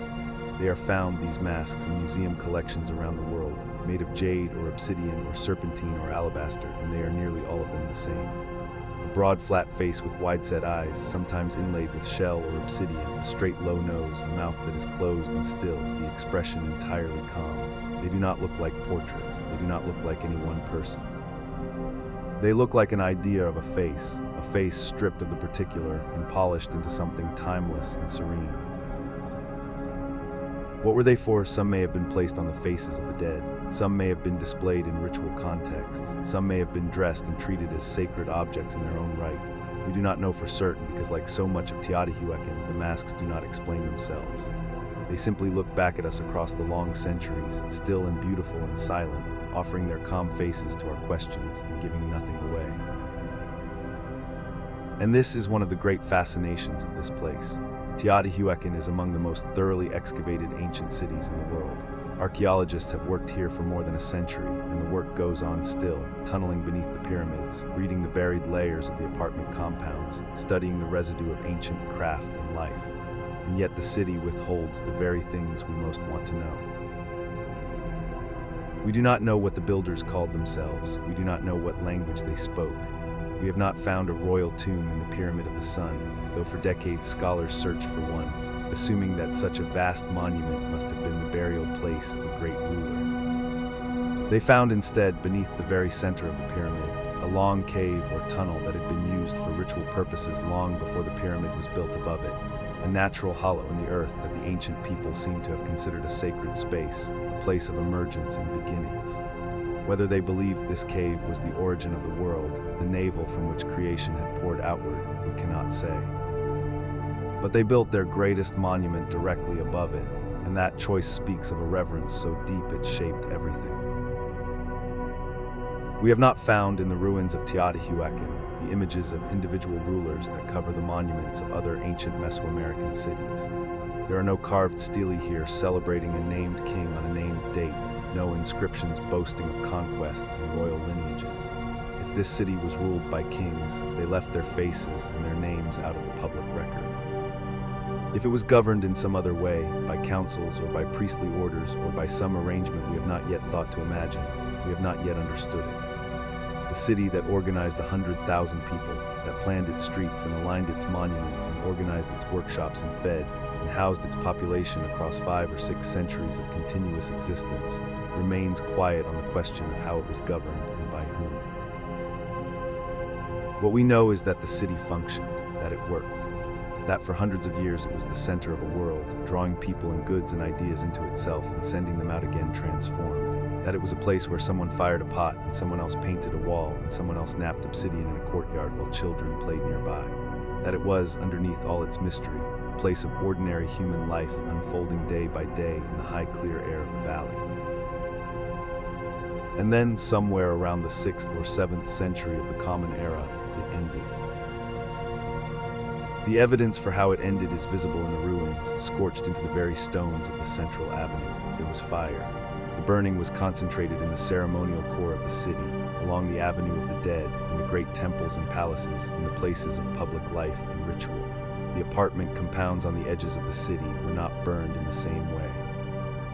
This pattern has led archaeologists to argue that the destruction was not the work of outside invaders burning everything to the ground, but something more particular, more internal. Perhaps the population itself rose against the governing class, against the priests and rulers and those who controlled the ceremonies and the tribute and the long-accumulated power of the city center. Perhaps it was a revolution, or a collapse of whatever held the city's internal agreements in place, or both at once. Whatever happened, the great center burned, and after that the city declined. People left, not all at once, not overnight, but slowly, over generations, drifting away to other places. The apartment compounds empty. The markets quieted, the workshops closed, the roads that had carried goods and people through the valley for centuries grew still. Within a few generations of the burning, what had been one of the greatest cities in the world was a near-empty ruin in the tall grass. The valley did not become entirely uninhabited. Small communities persisted near the ancient monuments, farming the valley floor, perhaps quarrying stone from the old buildings for their own smaller purposes. But the city as a city, the organized and populated and purposeful place, was gone. And then the centuries passed. Other peoples rose and flourished elsewhere in the region, the Toltecs, various others, each building their own cities and their own visions of order. The memory of Teotihuacan faded from the center of things, though the great mounds of the pyramids were never entirely forgotten. They were too large, too permanent, too strange in the landscape to be forgotten. They simply became something else, a place in the background, a landmark visible from far away, a mystery that different peoples explained in different ways. And then came the Aztecs. The Aztecs, or more precisely the Mexica, arrived in the Valley of Mexico in the early centuries of the second millennium of the Common Era, people on the move who would build their own great city in the lake and eventually create an empire that covered much of what is now Mexico. In their wanderings and their rise, they encountered Teotihuacan, abandoned and ancient, its pyramids looming over the dry valley like something left behind by the world before this one. They walked its empty streets, they climbed its great stairs. They collected the small objects they found in the earth, the obsidian blades and the fired figurines, and they treated these things as sacred relics, as the remnants of a time before their own time, a golden age when divine beings had walked the earth. And they gave the place its name. Teotihuacan, the place where the gods were born. Some scholars read the Aztec sources and conclude that the Aztecs believed their own gods, the gods who shaped the current world, had come into existence here in this abandoned valley, had assembled in the silence of these great monuments and sacrificed themselves to create the sun and moon in the present age of the world. Whether or not that myth had any connection to what the original builders actually believed, it was the Aztecs' way of honoring what they found, of acknowledging that this place was old and vast and sacred beyond their own understanding, that whatever had happened here had mattered. They were right about that, if nothing else. Whatever happened here mattered, and it matters still. Because we are here now together, turning the city slowly in the imagination, climbing the long stair of the Pyramid of the Sun in the thin morning air, looking out over the valley where the mist still lies in the low places, and the Avenue of the Dead runs straight and pale below us, bordered on both sides by the low-stepped platforms of 100 lost temples. And even from this height, even in the quiet, the city has a presence, a weight, a sense of all those accumulated lives and all that organized human effort that does not entirely dissolve with the centuries. 100,000 people were here. They woke in their courtyard apartments and ground their corn and fired their kilns and mixed their pigments and carried their obsidian and raised their children and prayed to whatever they understood to be divine. And they did this for 5 or 6 centuries, longer than the entire lifespan of many great civilizations, and the traces of it all are still here in the earth, still offering themselves up slowly and patiently to whoever takes the time to look. Look at the carved serpent heads on the temple facade, each one emerging from a ruff of stone feathers, each one staring outward across the courtyard with those wide and ageless eyes. Look at the painted walls of the apartment compounds, the green and red and black designs still holding their colors against the plaster in the dim interior rooms. Look at the masks, those broad, calm faces with their inlaid eyes, patient as water, as still as the mountain behind the Pyramid of the Moon. They do not answer us, they were not made to answer us. They were made for a world that had its own questions, its own terms, its own ways of knowing, and that world is gone now, dissolved as all worlds eventually dissolve, leaving only its stones and its shapes and the faint traces of its beauty. But it was here, it was entirely and abundantly here. On a morning 2,000 years ago, in this high clear valley, 100,000 people woke beneath a sky of extraordinary stars and went about the business of living their lives inside the largest city in the ancient Americas. And the city hummed and breathed around them, and the great pyramids stood in the early light, and the Avenue of the Dead ran straight and long between them. And somewhere in a painted room, a person laid down their brush and looked at the wall they had made and felt, perhaps, the particular quiet satisfaction of a thing completed. We do not know their name, we do not know what they called the city. We do not know what they believed with certainty, or how they governed themselves, or exactly what it was they were reaching for when they built those enormous stepped mountains in the dry valley air. But we know they were here, and we know they made something beautiful, and we know that beauty has lasted, patient and quiet, across 2,000 years, waiting for a night just like this one, when someone might stop and be still for a moment and let the old stones speak. Let the valley grow quiet around you now. Let the great pyramids settle back into the dark. Let the Avenue of the Dead grow still, long and pale and empty under the enormous stars of the high valley, and let the city rest as it has rested for 1,500 years, folded into the earth, its mysteries intact, its beauty undimmed by all the long forgetting. There is nothing more you need to know tonight. There is nowhere you need to go. The ancient city is safe in its silence, and you are safe here. And the stars above the valley are the same stars that watched over all those 100,000 lives and all their ordinary mornings, and they are watching still, and they are very far away, and very quiet, and very kind. Rest now, let the valley drift away, let the pyramids grow small and dark and distant, and let yourself go gently all the way down into sleep. Tonight, let us travel together to a very different kind of ruin, one that does not sleep beneath ash or beneath the sea, but beneath the slow, patient silence of the desert. There is nothing here you need to do and nowhere you need to be. Only let the words come softly to you, the way a dry wind moves across sand at the end of the day, and let yourself drift gently and without hurry toward rest. This is the story of Palmyra. Picture, if you will, the great Syrian desert. It stretches eastward from the green coast of the Mediterranean in vast, flat, pale distances, an ocean of stone and sand and sky. The sun here is enormous and without mercy in the day, but after dark the stars come out in numbers so thick and bright that travelers have always paused in this emptiness to look up and feel small. The silence is deep, the ground is pale, and the wind moves through it all without much interruption. At first glance there seems to be nothing here. Only the hard bare land running on in every direction, interrupted now and then by low ridges of rock and the pale shimmer of heat rising from the earth. But if you travel 200 miles or so inland from the coast, heading northeast toward the Euphrates River, you find something that does not belong in this barren landscape at all. You find water. A spring rises here, fed by underground sources deep in the rock, and around that spring the ground softens and greens. Date palms grow. Grass spreads in a gentle carpet where the moisture reaches, and the air above this place carries the faint, clean smell of living things growing in the dry heat. In all that vast, pale desert, this small patch of green is extraordinary, almost unbelievable, like a door into another world. The old Semitic people who first came here called it Tadmor, a name so ancient that its full meaning has been lost to time, though many scholars believe it carries some sense of wonder or marvel of the desert. The Greeks and Romans would come to call it Palmyra from the word for palm tree, and under that name it would be known across the ancient world. But whatever name it bore, the reason for its existence was always the same: water in the wilderness. A place where living things could rest and drink and gather before setting out again into the emptiness. For this was not only an oasis, it was the oasis, the one place along the most direct route between the great civilizations of the Mediterranean West and the wealthy lands of the East, of Persia and Mesopotamia and the far trade roads that led eventually to China and to India, where a caravan could stop and rest and replenish. There was no other passage through this desert, no other spring of this size within any reasonable distance. Palmyra was not simply convenient, it was necessary.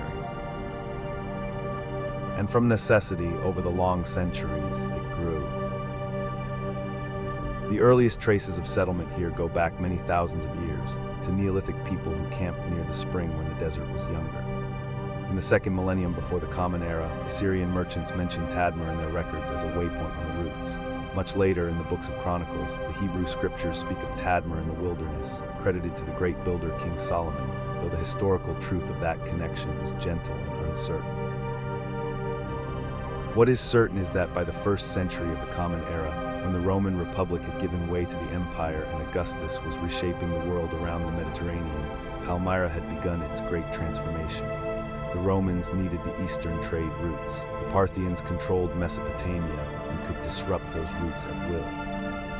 And Palmyra sat, as it had always sat, exactly at the hinge between the two worlds, managing by extraordinary diplomatic skill to stay on good terms with both, and profiting enormously from the arrangement.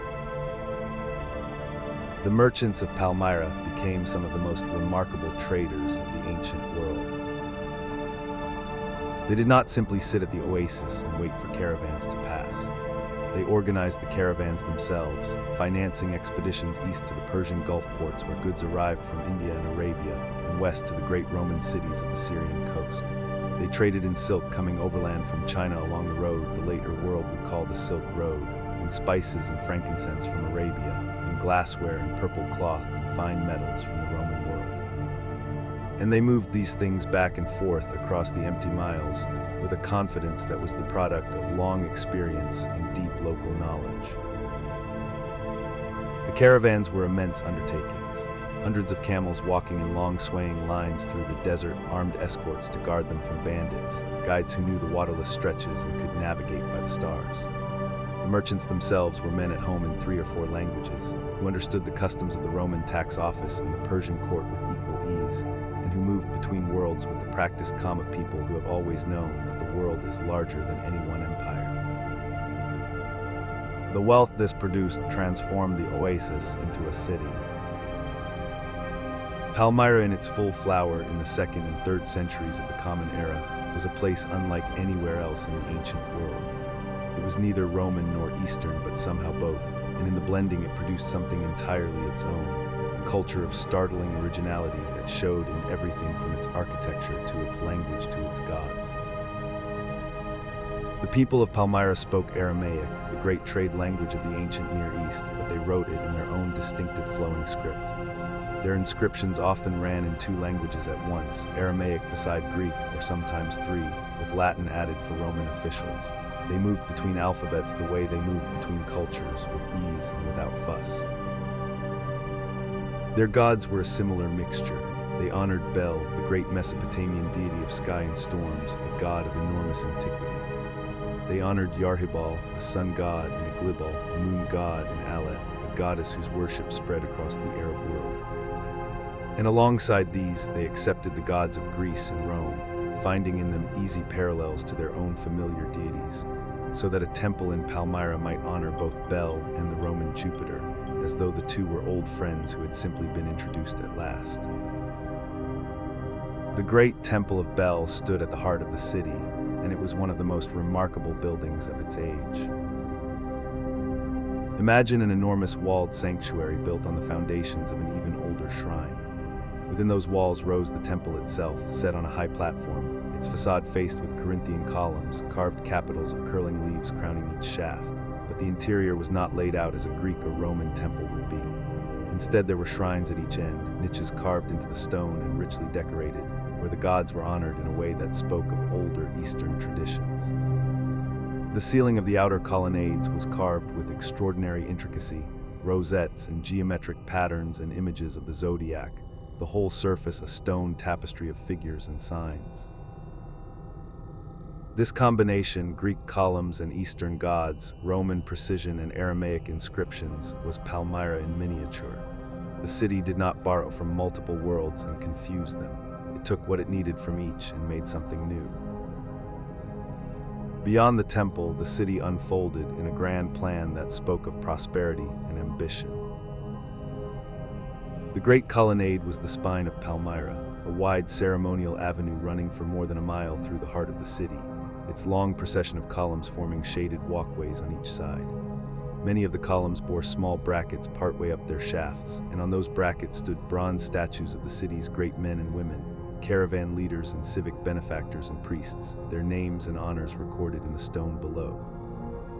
To walk the length of this colonnade was to walk past the whole history of the city's pride. At one point along this avenue stood the Tetrapilon, marking an intersection in the city's grand design. 4 clusters of columns rose here, each group set at a corner of a square platform, creating a monumental gateway where the avenue made its slight turn. The columns of the Tetrapilon were cut from pink Aswan granite, brought all the way from Egypt, their warm rosy color a deliberate contrast to the pale local limestone everywhere else. To stand there and look in any direction was to see avenues of columns receding into the bright desert air, a landscape of stone and sky and light that declared, with complete confidence, that this city was as grand as any in the world. And yet it was not only the grand public spaces that made Palmyra extraordinary. It was also how its people thought about memory and about the dead. To the west of the city, in a valley that curved between low hills, the Pomerans built their tombs. This was the Valley of the Tombs, and it was a city of another kind, built for the long keeping of those who had passed from the living world. Here rose the tower tombs, great square structures of stone rising several stories into the air, each one built by a prosperous family to house generation after generation of their dead, the chambers stacked inside the tower and sealed with carved stone plugs. The tower tombs of Palmyra are unlike any other funerary architecture in the ancient world. They rise from the desert floor with a strange angular dignity, windowless and silent. The oldest surviving towers date to the 1st century of the Common Era, and the fashion for building them continued for more than 2 centuries, until the valley was filled with these solemn towers standing in groups, their shadows moving slowly across the dry ground as the desert day turned. But it is what was found inside these towers that speaks most directly to the living. When the archaeologists opened the chambers, they found the tomb niches sealed not with plain stone slabs, but with carved limestone portraits. These are among the most intimate objects to survive from the ancient world. They are busts, showing the upper body and face of the person within, carved with careful attention to individual features, a man with a strong jaw and a slight frown.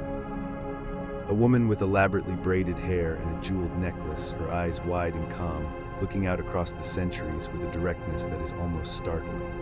A child holding a bunch of grapes, an old man whose carved wrinkles speak of a long life. The Pomeran portrait busts have a quality that is hard to name precisely but impossible to miss. There is something in them that feels like presence. The eyes, large and frontal and carefully detailed, hold the gaze of the living viewer without shyness or evasion.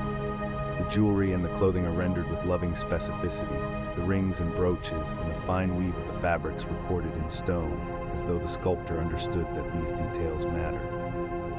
A person buried behind one of these portraits was not simply gone, they were remembered.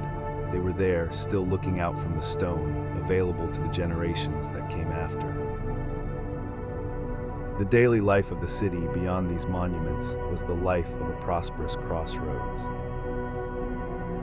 Caravans arrived from the east, the camels dusty and tired, their loads of silk and spice roped in careful bundles. The animals were watered at the great pool fed by the spring, and the merchants made their way to the caravanserai, the great inns built to receive them. Palmyran tax collectors assessed the goods as they entered, following a careful list of duties recorded on a stone inscription that still survives, the Palmyran tariff, listing the tax on everything from a load of purple dye to a jar of salted fish to a camel carrying dried goods.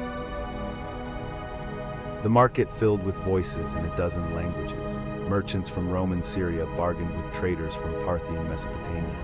Greeks examined bolts of silk that had traveled 4,000 miles to reach this room. The whole connected world of the ancient trade routes passed through this city, through this oasis spring in the middle of the desert. The citizens who grew wealthy from this trade spent their money with the generosity of people who wished to be remembered well. They built temples and baths, they endowed the colonnades and paid for new columns. Women as well as men were honored on those column brackets, for Palmyran society gave its women a prominence that was not universal in the ancient world. They appear in the inscriptions as property owners and patrons, as subjects of official honor, as the proud commissioners of family tombs.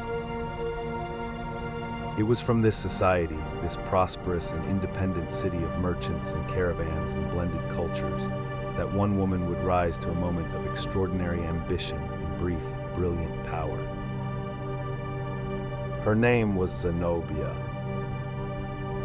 She was the wife and then the widow of a man named Odenathus, who had made himself the strong man of Palmyra in the difficult middle years of the 3rd century, when the Roman Empire was convulsed by the period historians call the crisis of the 3rd century. During those turbulent decades, Odenathus had made himself invaluable to Rome by fighting back against the Sassanid Persians, who had captured a Roman emperor in battle and were pressing westward. He was given Roman titles and powers, and for a time Palmyra under his rule was a kind of extension of Roman authority in the east. When Odenathus was assassinated, around the year 267, Zenobia became regent for her young son Vabilathus, and then she did something no one in Rome had quite expected. She began to build an empire. The Roman world was still recovering from its convulsions, and Zenobia moved with extraordinary speed into the space that uncertainty provided. Her general Zabdas led her armies south into Egypt, the great province that was the grain supply of the Roman world, and took it. The army swept north into Asia Minor, reaching as far as Ancyra. Zenobia herself is said to have ridden with her troops, a woman of formidable physical energy as well as extraordinary political intelligence. She was fluent in Aramaic, in Greek, in Egyptian, and in Latin. She kept a court that attracted philosophers from across the Eastern world, and she claimed descent from Cleopatra, not as a statement of genealogy, but as a declaration of what she intended her power to mean. At the height of her ambition, Zenobia ruled a realm stretching from Egypt to much of the Roman East, striking coins that bore her image and her sons with royal titles, making clear that Palmyra was no longer content to be an ally or a client, but intended to be a power in itself. It was a daring gamble, made by a woman of remarkable nerve, in a moment when the old order seemed genuinely open to being remade. But Rome was not finished. In the year 272, the Emperor Aurelian, one of the most capable soldiers the empire had produced in generations, turned his attention east. He marched across Asia Minor, taking back the cities Zenobia had claimed, finding many of them willing to return to Roman allegiance without much fighting. Egypt fell back to Rome, and then Aurelian came east toward Palmyra itself. The decisive battle was fought near the ancient city of Emesa on the Orontes River, and there Aurelian's heavy cavalry broke the Palmyran armored horsemen, the famous cataphracts, whose horses and riders were sheathed in mail, and who had seemed, until that day, nearly invincible. Zenobia was captured near the Euphrates, trying to reach the Sassanid Persian court where she hoped to find refuge. The ancient accounts carry a sadness that has never quite faded, for the image of her on a fast camel heading east toward a protection she would not reach has something in it, the last moment of a dream that still believed in itself. Aurelian brought her back to Rome. Some ancient sources say she lived out her days in comfort at a villa near Tivoli, honored but no longer powerful, an interesting woman in a quiet exile. Others say she died on the journey. The kinder version, the one the later romantic imagination preferred, was the villa, the philosopher queen in retirement, still reading and debating with scholars while the city she had ruled slipped back into the desert. Palmyra itself did not survive the Reconquest unchanged. Aurelian initially left the city intact, intending to preserve its usefulness as a garrison. But a revolt broke out not long after he departed, and when Aurelian returned, his patience had run out. The population was spared, but the wealth of centuries of trade was stripped away. The treasuries of the temples were emptied. The city lived on, reduced. A Roman garrison maintained a presence there. In the Byzantine period, the great Temple of Bel was converted into a Christian church, its ancient stones adapted to a new faith. After the Arab conquests of the 7th century, a small village persisted within the walls of the old temple enclosure, the people of the present finding shelter inside the monuments of a very different past. But the great trading city was gone. The roots that had sustained it shifted, as trade routes always do in time. The empires whose mutual need had made Palmyra necessary were both transformed beyond recognition. The spring still ran, and the palms still grew, and people still lived near the water. But the colonnades stood empty, the brackets bare, the stones bleaching slowly in the desert sun. Centuries passed. The desert sand drifted across the floors of abandoned rooms. The carved inscriptions were buried and uncovered and buried again by the slow work of the wind. Travelers who came through the region occasionally noted the ruins, the great old columns visible from far off, strange and unexplained in the middle of the emptiness.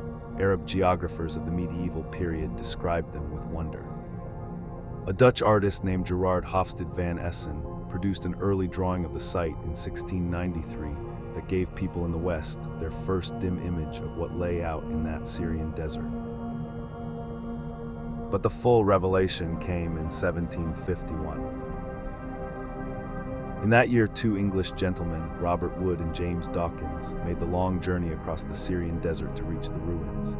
They brought with them a painter and a draftsman, and they spent several days making careful measurements and detailed drawings of everything they found. What they discovered astonished them. Column after column still standing, the great avenue of the colonnade stretching away into the desert haze, the tetrapilon with its pink granite columns still partly upright. The Temple of Bel, enormous and largely intact, and everywhere, carved in the stones in 3 languages, the inscriptions of the people who had built it all, their names and dedications still legible after 15 centuries of desert wind. Wood and Dawkins returned to England and published their findings in a large illustrated volume titled simply The Ruins of Palmyra, which appeared in 1753. The book caused a sensation across the European Enlightenment. Here was a great city that no one had known about, buried in a desert that few had bothered to cross, its architecture equal to anything in Rome or Greece, its history stranger than a novel. Architects copied its column capitals.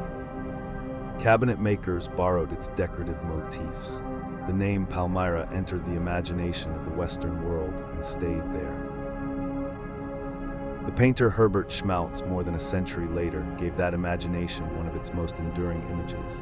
A canvas showing Zenobia on her camel, gazing back at the city she is leaving, her robes and jewelry still magnificent, the columns of her capital rising against a desert sunset behind her. It captures something true about the quality of that moment, the last look at a place that had been, briefly and brilliantly, the center of a world.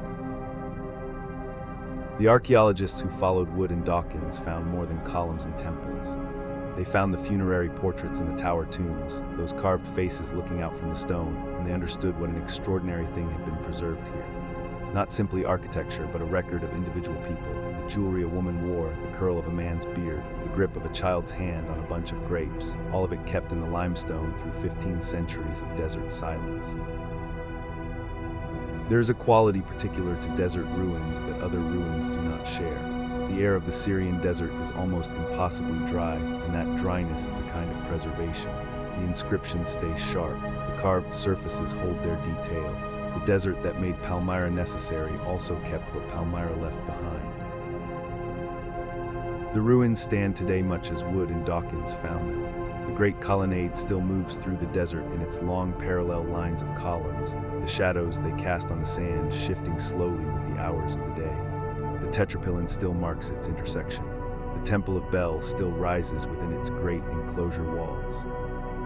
And in the Valley of the Tombs, the tower tombs still stand against the sky, their carved stone faces inside the cool darkness of their chambers, still looking out at anyone patient enough to come and look back. The city that lived between empires, that spoke 3 languages and honored gods from 3 traditions, that built its colonnades of pale limestone and pink Egyptian granite and hung bronze portraits of its citizens high above the avenue, that produced from its merchant culture a queen who briefly defied the largest empire the Western world had yet seen. That city is gone. But it left in the desert an architecture of such scale and dignity that it still overwhelms the imagination of anyone who comes across it in the empty landscape.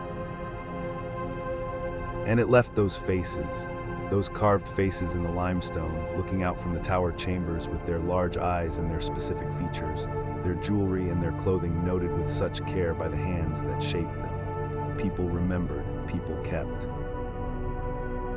So let them rest now in the stones of the desert, those people of Palmyra. Let the spring still run at the heart of the oasis, as it has run for thousands of years, feeding the palms and greening the ground in the middle of the pale dry land. Let the columns stand in the long desert light, casting their slow shadows. Let the carved faces keep their patient watch in the cool darkness of the towers. And let yourself rest now too. There is nothing more to follow, no more miles of desert to cross, no more centuries to account for. The story of Palmyra is old and complete, held safely in the stone. You can set it down gently and let it lie. The oasis is quiet, the palms are still. The stars above the Syrian desert are as thick and bright as they have always been, and beneath them the columns of the great colonnade stand silver in the darkness, as they have stood through so many long and quiet nights.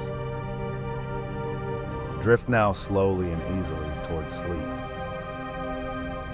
Tonight, let us travel together to one of the oldest places on Earth, to a city so ancient that it already seemed ancient to those who wrote about it in the time of the Greeks and Romans. There is nothing here you need to do and nowhere you need to be. You can simply let the words come to you, the way a river comes to a flat plain, slow and wide and unhurried, and let yourself sink gently towards sleep. This is the story of Babylon. Picture, if you will, a vast and quiet flatness, not the sea, but something that carries the same sense of openness, of distance, of a sky that seems larger than it has any right to be. This is the land between 2 rivers, in the south of what we now call Iraq, where the Tigris and the Euphrates run roughly parallel across a great alluvial plain before joining and making their way to the sea. There are no mountains here and no forests. The land is flat as a table, and in the spring it floods, and when the waters recede they leave behind a layer of dark and astonishing soil, rich with the silt of distant highlands. This is why people have lived here for longer than almost anywhere else on Earth. The ground gives back what you put into it, and the rivers carry everything you need. It was here that something remarkable happened. Here that human beings first learned to live together in truly large numbers, first learned to write, first made laws, first looked at the stars with enough patience and care to begin to understand them. We have a name for this place. We call it Mesopotamia, a word from the Greek, meaning the land between the rivers. And for thousands of years, the greatest city in that land was Babylon. Let us begin far back, in the deep time before Babylon was Babylon. The flat land between the rivers was already old with cities long before our story starts.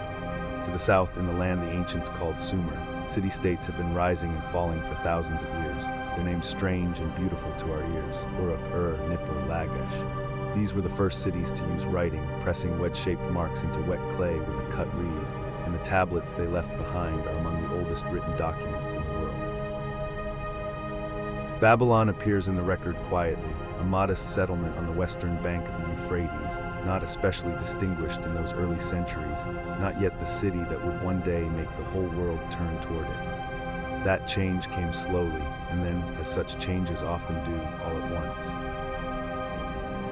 It was around the year 1900 and something before the Common Era, in the reckoning scholars now use, when a king named Hammurabi took the throne of Babylon. He was the sixth king of a dynasty that had been building power for a generation, but he was the one who transformed what his predecessors had gathered into something that felt like destiny. Hammurabi was a conqueror.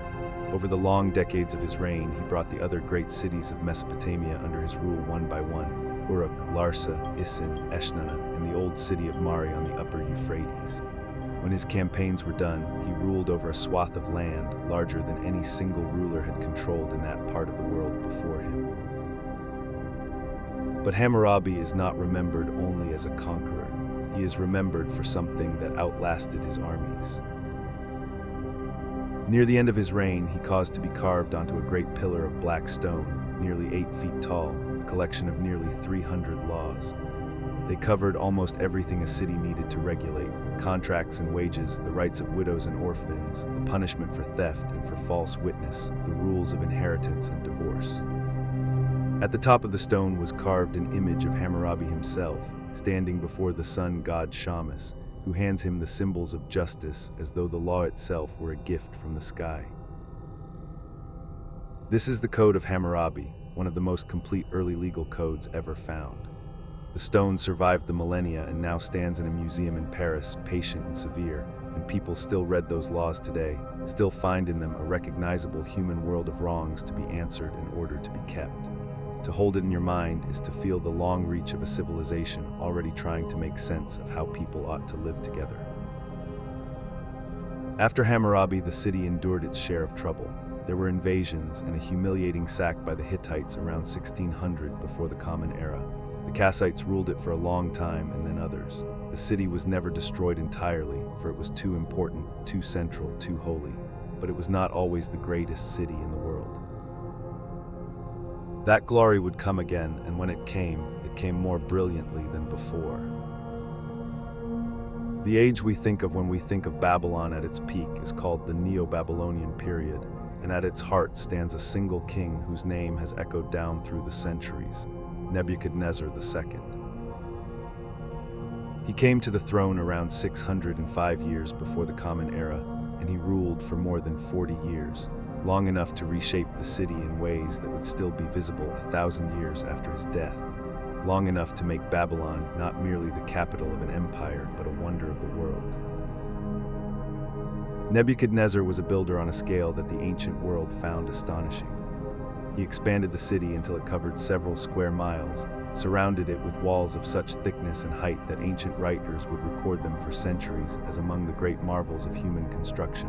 And within those walls, he raised palaces and temples and processional streets that dazzled every traveler who came to see them. If you had stood at the edge of the city in his day, looking in from the flat plain, you would have seen first the outer walls, a great double ring of mud brick reinforced with towers, and beyond them, rising above everything, the ziggurat.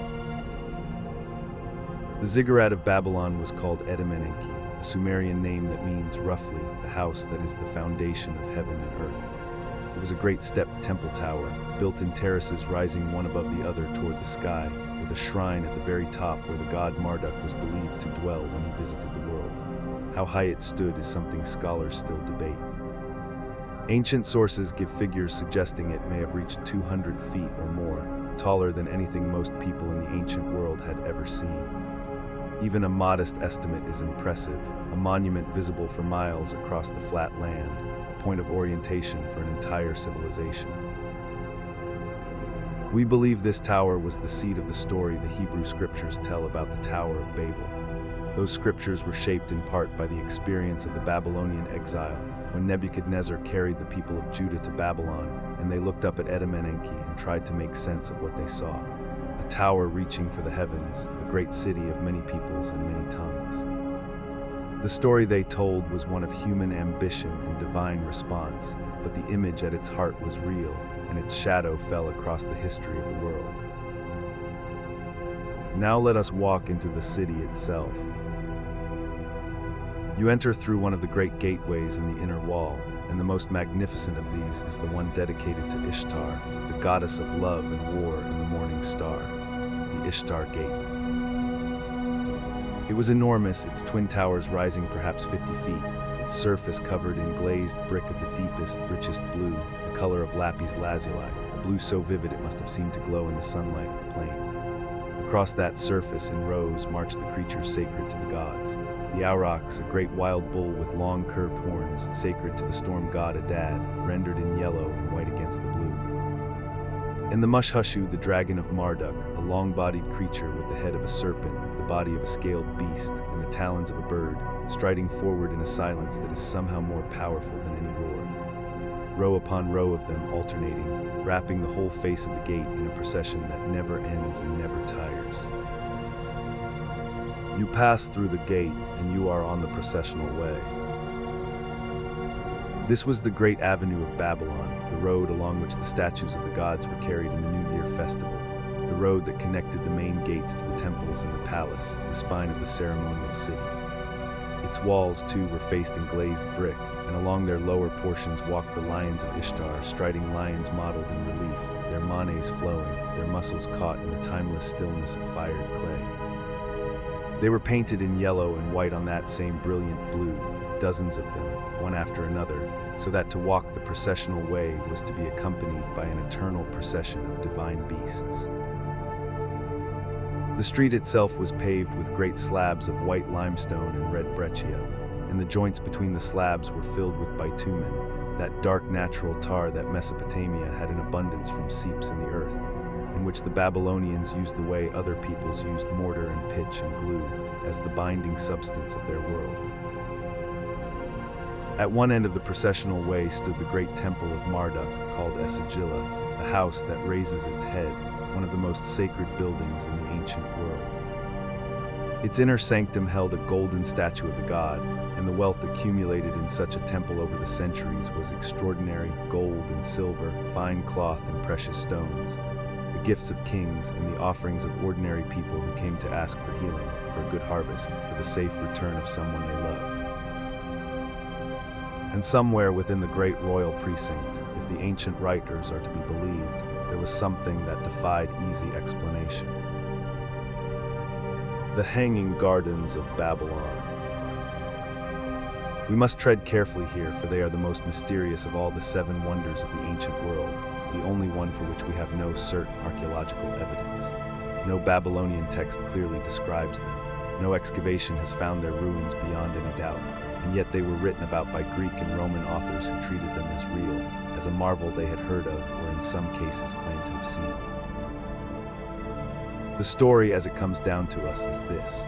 Nebuchadnezzar built the gardens for a wife who came from a land of mountains and green hills and longed for the landscape of her home. And so he built for her an artificial mountain, a series of terraces rising one above the other, planted with trees and flowers and climbing vines, watered by hidden channels that lifted water continuously from the Euphrates to the highest level, so that it could flow down through the green levels and be lifted again. Whether this is literally true or a story blended from several realities, we cannot say with certainty. What we can say is that the idea of it is very Babylonian. This was a civilization that had mastered water, that had threaded the whole of the flat land between the rivers with a network of canals and channels, and that knew better than almost anyone how to make the desert bloom. Let us leave the question of the gardens gently open, as the scholars do, and walk instead into the ordinary life of the city. For Babylon at its peak was not only temples and gates and royal processional ways. It was a city of perhaps 200,000 people, and in the ancient world that made it one of the largest concentrations of human beings anywhere on earth. Most of the people of Babylon lived in houses of mud brick, the same material the city's walls were made of. For brick made of the alluvial clay of the river valley was the building material of Mesopotamia, as stone was the building material of Egypt. The houses were modest from the outside, their walls presenting blank faces to the narrow lanes, just as in Pompeii, just as in cities all across the ancient world. But inside, a prosperous house might open onto a central courtyard, shaded and private, where a family could eat and talk and sleep in the cooler hours of the evening. The city was divided into quarters and neighborhoods. There were districts for different trades, for the metalworkers and the potters, the merchants who traded cloth and grain, and the luxury goods that flowed along the great trade routes. There were districts for the temples and their attached households, which were enormous economic enterprises employing hundreds of people and controlling vast stores of land and livestock and silver. And everywhere there were the scribes. This is one of the things that makes Babylon unique among the ancient cities we have recovered. The people of Mesopotamia wrote everything down, and they wrote on clay, which does not burn and does not rot, and which survives the millennia with extraordinary fidelity. Tens of thousands of clay tablets have been found across the region, and they tell us things about daily life in Babylon that we simply do not know about most ancient cities. We know what people paid for grain and for silver and for wool. We know the terms of loans and the disputes that arose when they were not repaid. We know the names of individual merchants, their transactions over the course of their lives, the contracts sealed with a personal cylinder pressed into wet clay, the judgments handed down by the courts. We know about the schools where young scribes learned their craft, spending years copying out texts and memorizing the hundreds of wedge-shaped signs that made up the cuneiform script. We know about the astronomers who watched the sky from the top of the ziggurat night after night for generations, recording the movements of the planets with such patience and precision that their tables are still mathematically useful today. And we know about the ordinary life of ordinary people, the letters between family members who had moved apart, the complaints about business partners, the records of inheritances and marriages, the prayers and the hymns, all of it pressed into clay, baked hard, and waiting for us under the mounds of the ancient plain. This is the city that fell in the year 539 before the Common Era to the army of Cyrus the Great of Persia. The fall of Babylon is one of the most famous moments in ancient history, and also one of the more mysterious, for by some accounts it was not very much of a fall at all. The battle took place outside the city, not within its walls, and Babylon did not resist for long. There are accounts suggesting the gates were opened without a real fight, that the priests of Marduk may have preferred Persian rule to the reign of the last Babylonian king, Nabonidus, who had offended many of them by neglecting the great god and his ceremonies. Cyrus himself was careful to present himself not as a conqueror but as a liberator, and a famous cylinder of baked clay, found in the ruins of the city in the 19th century and now kept in the British Museum, preserves his own account, in which he presents his entry into Babylon as a peaceful one, blessed by Marduk himself. Babylon did not cease to exist when Persia took it. It remained an important city, and when Alexander the Great arrived in 331 before the Common Era, he too was welcomed, and he is said to have wished to make it the capital of his vast new empire. He died there in the palace of Nebuchadnezzar at the age of 32. After Alexander, the Seleucid kings who inherited his eastern domains ruled from Babylon for a while, and then the Parthians came, and the city continued, and slowly, quietly changed. For the story of Babylon after its golden age is the story of a city that does not fall in a single dramatic moment, but rather drains away over the long centuries like water through sand. The population gradually shifted toward the new Seleucid capital at Seleucia, built nearby on the Tigris, more conveniently placed for the trade routes of the new era. The temples declined. The Euphrates began to shift its course, moving away from the old channels that had watered the city's gardens and filled its moats. Mud brick, unlike stone, does not resist the years when it is no longer maintained. Left unrepaired, it melts in the rain and cracks in the sun, and slowly subsides back into the earth from which it came. And bricks that held their shape could be carried away by anyone who needed building material and knew where to look.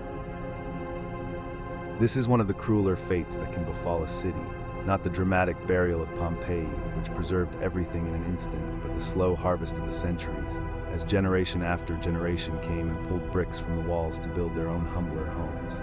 The temples were stripped for their fired brick, the palaces were quarried, the great paved processional way disappeared under the feet of people who did not know what they were walking on. By the time the first European travelers came to the region, there was almost nothing left to recognize. Where the greatest city in the world had stood, there were only long, low mounds of earth, none of them speaking clearly of what lay beneath. Local people called the place Babel, a name that preserved, without understanding it, the ancient name of the city. Then came the 19th century and the age of excavation.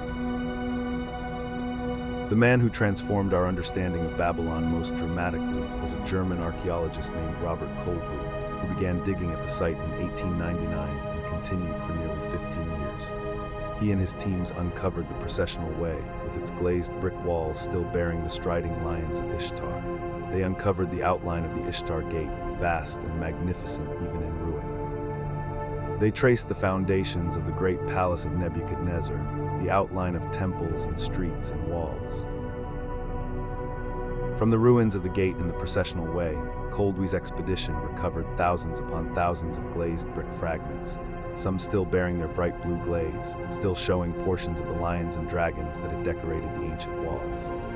These were shipped to Berlin, pieced back together like an enormous and very old puzzle, and reassembled into a version of the Ishtar Gate that now stands in the Pergamon Museum, towering over visitors in a hall built specifically to contain it. It is one of the most breathtaking things in any museum in the world. The blue is still blue after 2,500 years. The Mohenjo-daro dragons still stride forward with their strange, unhurried certainty. The aurochs still lower their horns as though they might step down from the wall at any moment. And when you stand before it in a room in Berlin very far from the flat plain of the Euphrates, something happens to your sense of time. The distance between yourself and the people who made this thing becomes, for a moment, very small. Much remained in the ground, and the work of understanding Babylon continues. Every generation of scholars brings new tools, better techniques for reading the clay tablets, satellite imagery that reveals buried structures, chemical analysis of the ancient glazes. The city keeps giving up its secrets slowly, in the way that very ancient things do. And so let us come now to the end of our journey and hold what we have found gently in our minds. Think of the flat land between the rivers in the quiet hour before dawn, the air cool, the stars still out, the Euphrates moving in its slow and ancient way across the dark plain. Think of the city that rose from that plain, the great walls and the blue gate and the step tower reaching toward the sky. Think of the scribes pressing their reeds into wet clay in the lamplight, recording the price of barley, the position of Jupiter against the stars. Think of Hammurabi standing before his carved pillar with the weight of 300 laws behind him, trying to make a just world out of the difficult business of human life. Think of the processional way on the day of the New Year festival, when the statue of Marduk was carried through the Ishtar Gate and along the Avenue of Lions, and the whole city came out to watch. Children on their fathers' shoulders, old women who had seen this procession 100 times and still felt something move in them at the sight of it. Merchants and priests and soldiers and scribes, all of them part of the same ancient ceremony, honoring their god and their city, celebrating the fact that it was still here, still standing, still capable of wonder. Think of the long, slow silence that followed, the mounds of earth where the walls had been, the grass growing over the processional way, the blue bricks lying broken in the dust, waiting nearly 2,500 years for someone to come and find them and fit them back together in a room far to the north, so that the lions of Ishtar could stride again under the light. This is what cities do. They rise from the earth and they fall back into it, and in the falling they leave something behind, some residue of all the living that was done within their walls, and we come after and sift through it and try to hear, in the fragments and the tablets and the reconstructed gates, the sound of all those lives. Babylon is not entirely gone. Its name is in our oldest stories. Its laws are in the foundations of every legal system that descended from that part of the world. Its astronomy is in our calendar and in the way we have always divided the sky.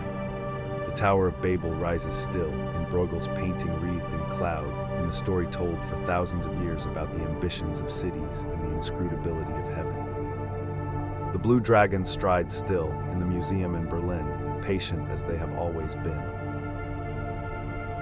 And the flat land is still there. The Euphrates still moves across the plain, slower now perhaps, its banks changed, its old channels silted or dry, but still there, still doing what it has always done.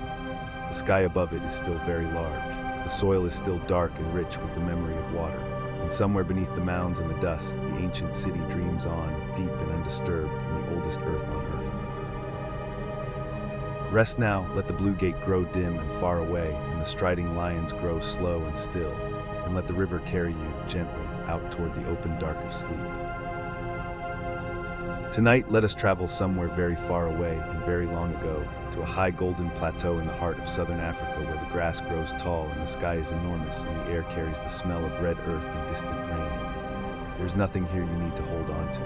You can simply let the words come to you, the way wind comes across a wide plain, gently and without hurry, and let yourself drift down slowly towards sleep. This is the story of Great Zimbabwe.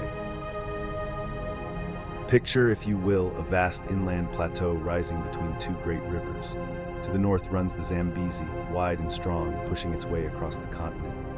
To the south runs the Limpopo, older and slower, threading through a dry and ancient landscape. Between them lies a world of granite kopjes and open grassland, of acacia and wild fig, and the cry of hornbills in the late afternoon. The elevation here keeps the air mild, and the rains come in their season, and the land has always been able to support great herds and great peoples both.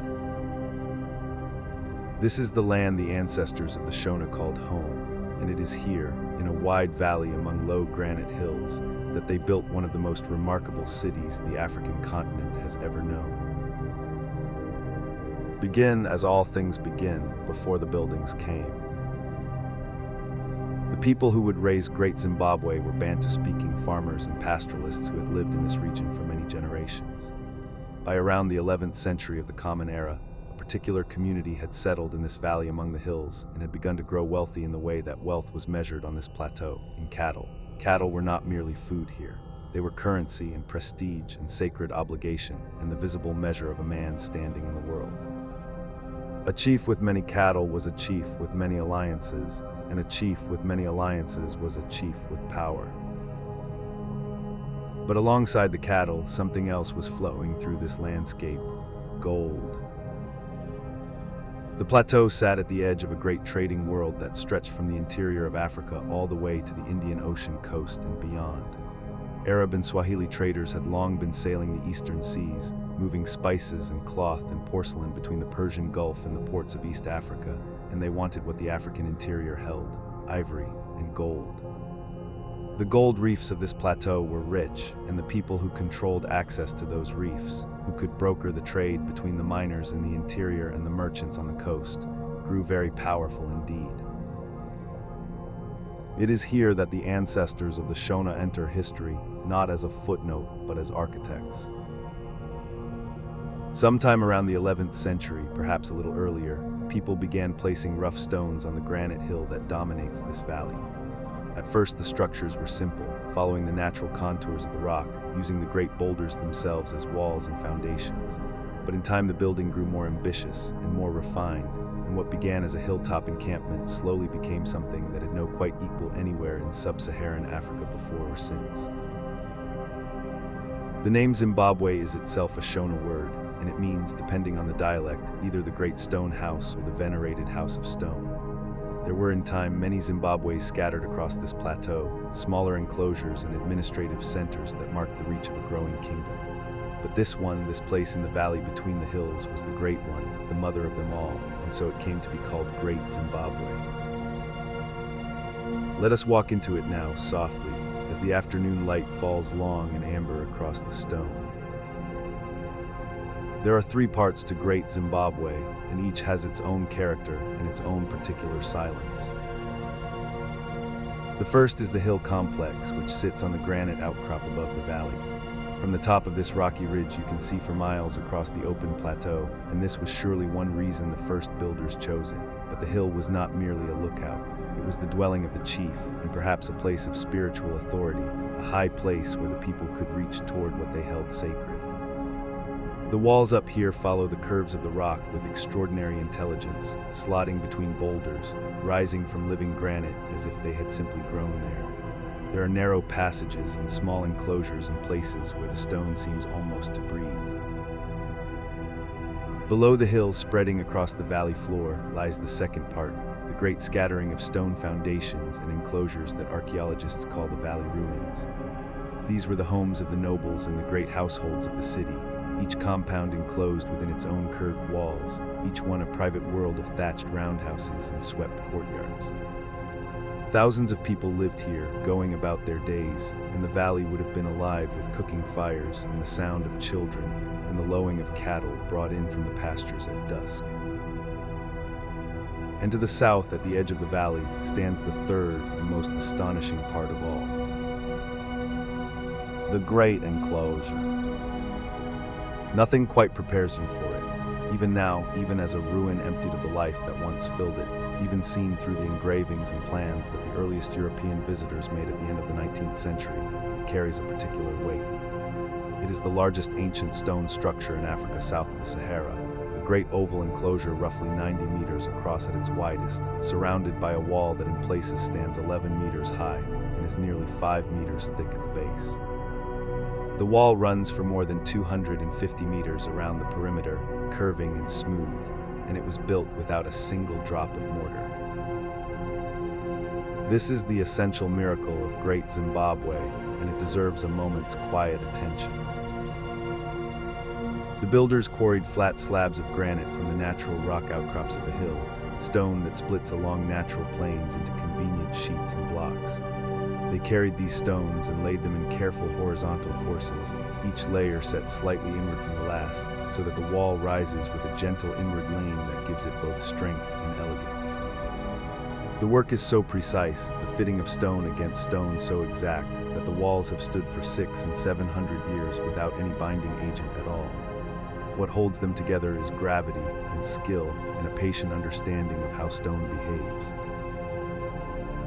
Along the top of the outer wall of the great enclosure, the builders laid a decorative frieze of chevrons, a zigzag pattern worked in alternating lighter and darker stones, running along the full length of the topmost course.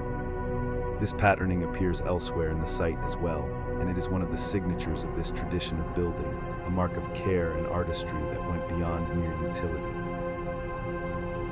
Inside the outer wall, there is a narrow passage between the outer and inner walls, curving and cool, like a canyon of stone. Walking it, you are enclosed on both sides by smooth granite, the sky a strip of blue above, and the quiet is deep and particular. It is the quiet of a place that has been carefully made, and that still holds the intention of its makers. And at the far end of the enclosure, rising from the ground with a shape that is utterly unlike anything else in this landscape, stands the conical tower. It is a solid tower of granite, perhaps 10 meters tall and 6 meters across at the base, tapering slightly as it rises, with no door and no window and no hollow interior. It is simply there, a great smooth column of stone, its purpose still not entirely agreed upon by scholars. Some believe it represented a granary, a stone symbol of abundance and prosperity. Some see in it a figure of royal authority, a permanent emblem of the chief's power made solid in granite. Whatever its original meaning, it stands still, patient, and massive in the shadow of the curving wall, and it is like nothing else in the world. Great Zimbabwe at its height, somewhere between the 13th and 15th centuries, was a city of perhaps 11,000 to 18,000 people. That is a significant population for any medieval settlement, and on the high plateau of southern Africa it was remarkable. The city was the capital of a kingdom that controlled a vast territory, and through it flowed the wealth of an entire region. The trade goods that have come out of the ground here tell the story of how far Zimbabwe's reach extended. Archaeologists have found glass beads from as far away as India and Persia, of types known to have been produced in the 11th, 12th, and 13th centuries. They have found fragments of celadon and blue and white porcelain from China, delicate glazed ceramics that could only have arrived after a long journey by sea and then overland from the coast. There are cowrie shells from the Indian Ocean and iron tools and the remains of objects in gold, both worked into ornaments and found in the form of the thin wire that the people here fashioned with great skill. A Portuguese report from the early 16th century, based on accounts from the coast, describes the stone enclosures in the interior with a kind of wondering surprise, noting that no mortar held the great walls together. The traders on the coast had known of this place for generations. The gold trade was the engine that drove all of this. Gold mined on the plateau was carried east to the coast, most likely along established routes through the lowveld to ports like Sofala, and from there it entered the wider Indian Ocean economy. In return came cloth, ceramics, glass beads, and prestige goods that the chiefs of Zimbabwe distributed to their allies and subordinates, binding the kingdom together with threads of luxury and obligation. But daily life in the great city was not made of gold and porcelain. It was made of something quieter and more ordinary. The people of Great Zimbabwe kept large herds of cattle, and bones found in the earth show that beef was eaten widely and often. They grew sorghum and millet in the fields around the city, and they kept grain in the great storage structures within the enclosures. They worked iron for tools and weapons, and they fashioned objects from copper, which they traded in the form of ingots cast into distinctive cross shapes. Women ground grain on flat stones and shaped clay into pots decorated with geometric patterns, not so different from the chevrons on the Great Wall. Children grew up in the courtyards of the valley ruins, and the elders watched the sky for rain. The roundhouses within the enclosures were built of a material called daka, a damp mixture of crushed granite and earth that sets hard in the sun and keeps the interior cool even in the hottest season. Their walls were smoothed and sometimes decorated, their floors packed to a polish by the daily passage of feet. These were comfortable and well-made homes, warm in the cool nights of the high plateau, and the people who lived in them had a life that was, in its texture, not so different from the life of any prosperous agricultural community. The same pleasures of community and food and seasonal rhythm, the same quiet satisfactions of work done well.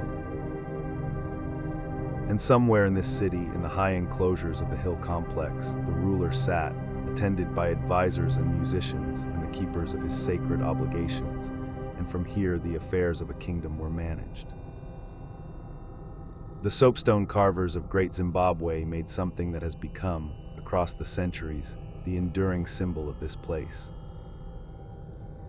8 birds carved from soapstone, each one perched atop a column or pedestal, each one roughly 40 centimeters tall, each one combining the body of a bird of prey with human features on its feet and lips. They are strange and beautiful objects, these birds, with a quality that is both powerful and serene.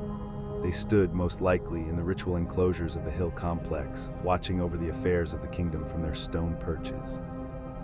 They may have represented the spirits of past rulers, or the intermediaries between the living and the ancestral world, or the authority of the chief himself made into permanent, imperishable form.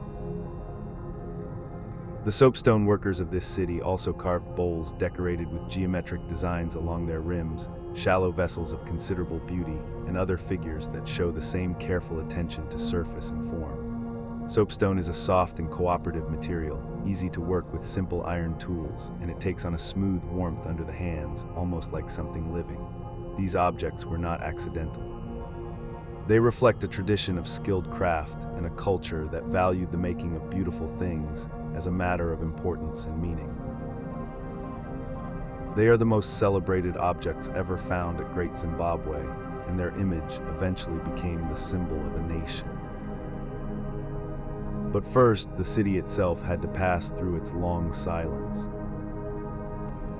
Sometime in the first half of the 15th century, the great capital began to lose its people. The kingdom did not collapse in a single catastrophe, it faded. Scholars point to several reasons that may have worked together. The soil around the city was not inexhaustible, and feeding so large a population over so many generations placed real demands on the land. The gold routes may have shifted, as new centers further north and south began to attract more of the coastal trade. A shift in political power as subordinate chiefs grew strong enough to challenge the center may have drawn the weight of the kingdom elsewhere. And a change in rainfall or a slow degradation of pasture through overgrazing may have tipped the balance for the cattle herds on which everything ultimately rested. Whatever the combination of pressures, the people moved. A new Shona kingdom, the Mutapa state, rose to prominence in the north near the Zambezi. Other centers grew and flourished. The tradition of building in dry stone continued elsewhere on the plateau, carried by the same people and the same culture. Great Zimbabwe was not abandoned in grief or flight. It was simply slowly outgrown, and the great enclosures fell quiet as the population dispersed into a wider landscape. For several centuries, the walls stood without a city around them. The grass grew high in the courtyards, trees pushed their roots into the stone. Rainfall and time and the patient work of vegetation did what they have always done to places left alone by human hands, settling leaves into crevices, letting the natural world begin its long and gentle reclaiming. But the place was not entirely forgotten by the people of the region.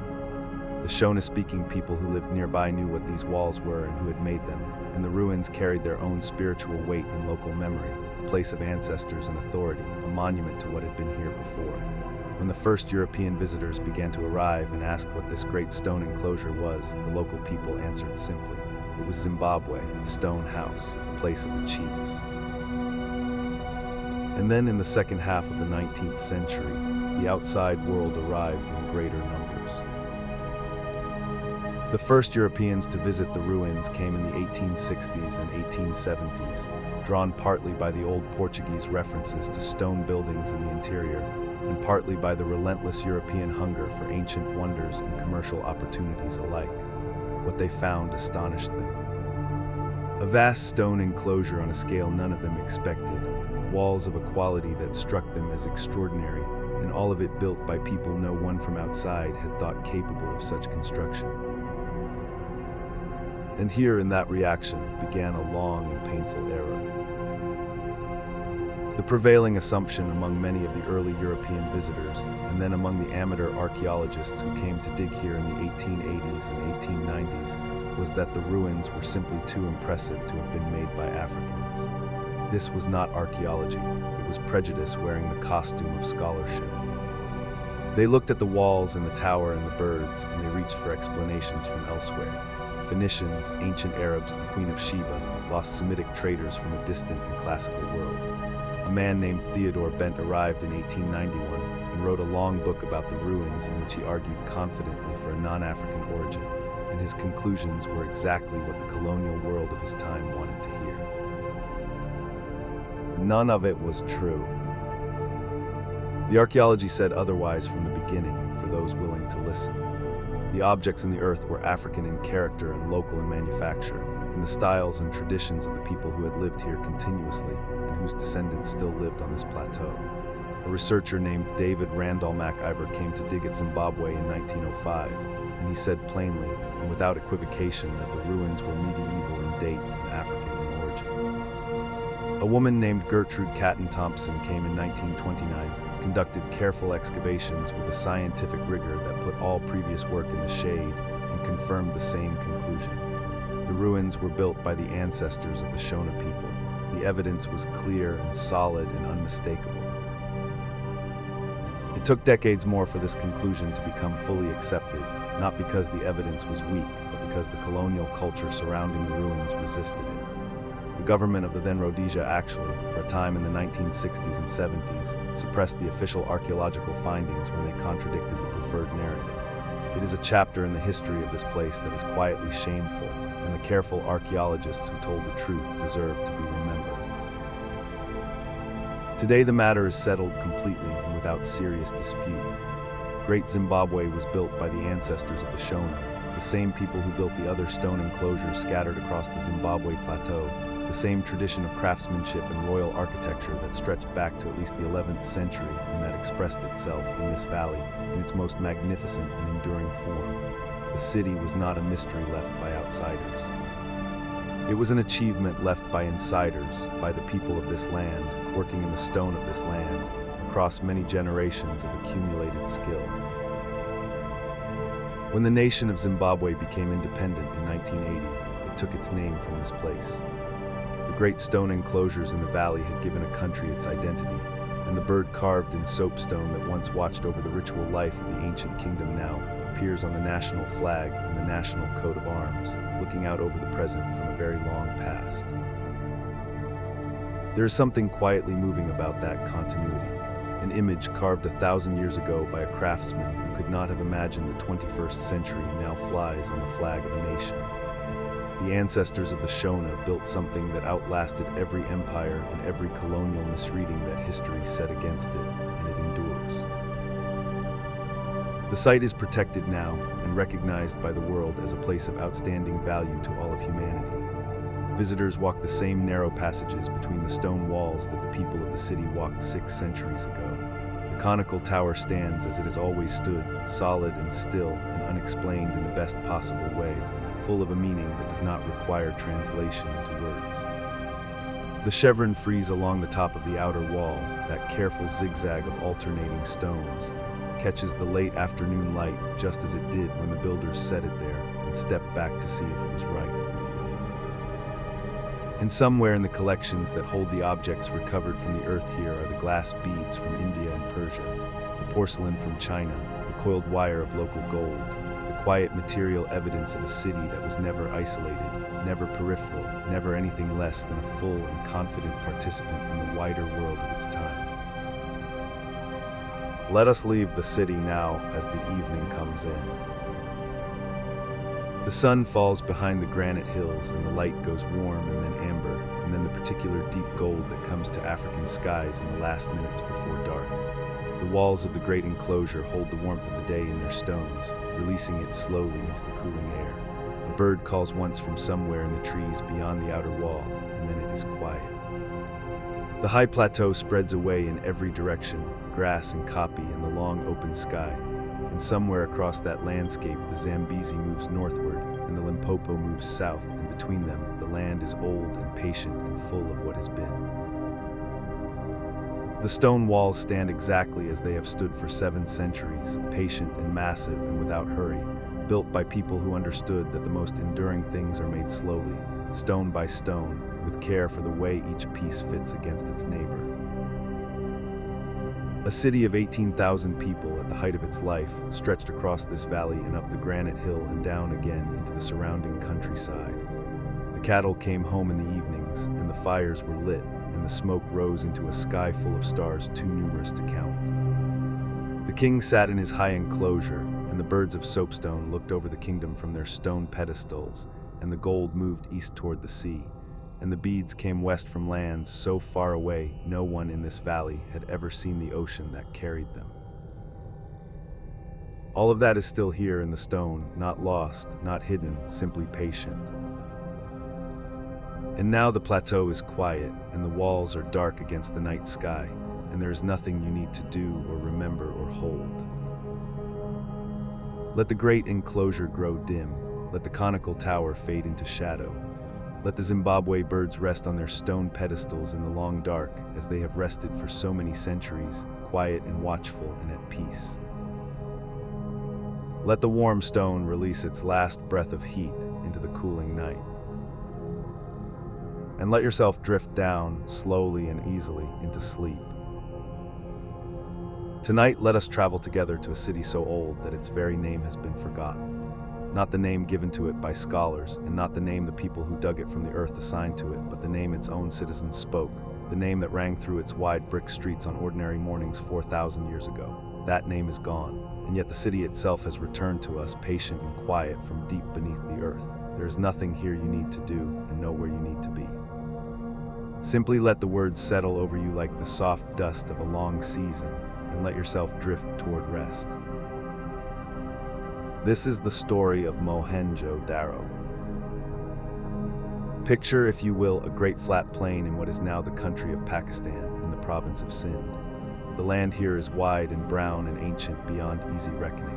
A broad river moves through it, not in haste, but with the slow and certain patience of something that has been moving in more or less this direction for longer than human memory can reach. The river is the Indus. And in its floodplain, surrounded by the rich silty soil, the river deposits each year when its waters rise and fall. The people of one of the world's first great civilizations chose to build their home. They are known to us today as the people of the Indus Valley Civilization, or sometimes the Harappan Civilization, after another of their great cities to the north. They were not one tribe or one kingdom in any sense we can easily map onto the ancient world.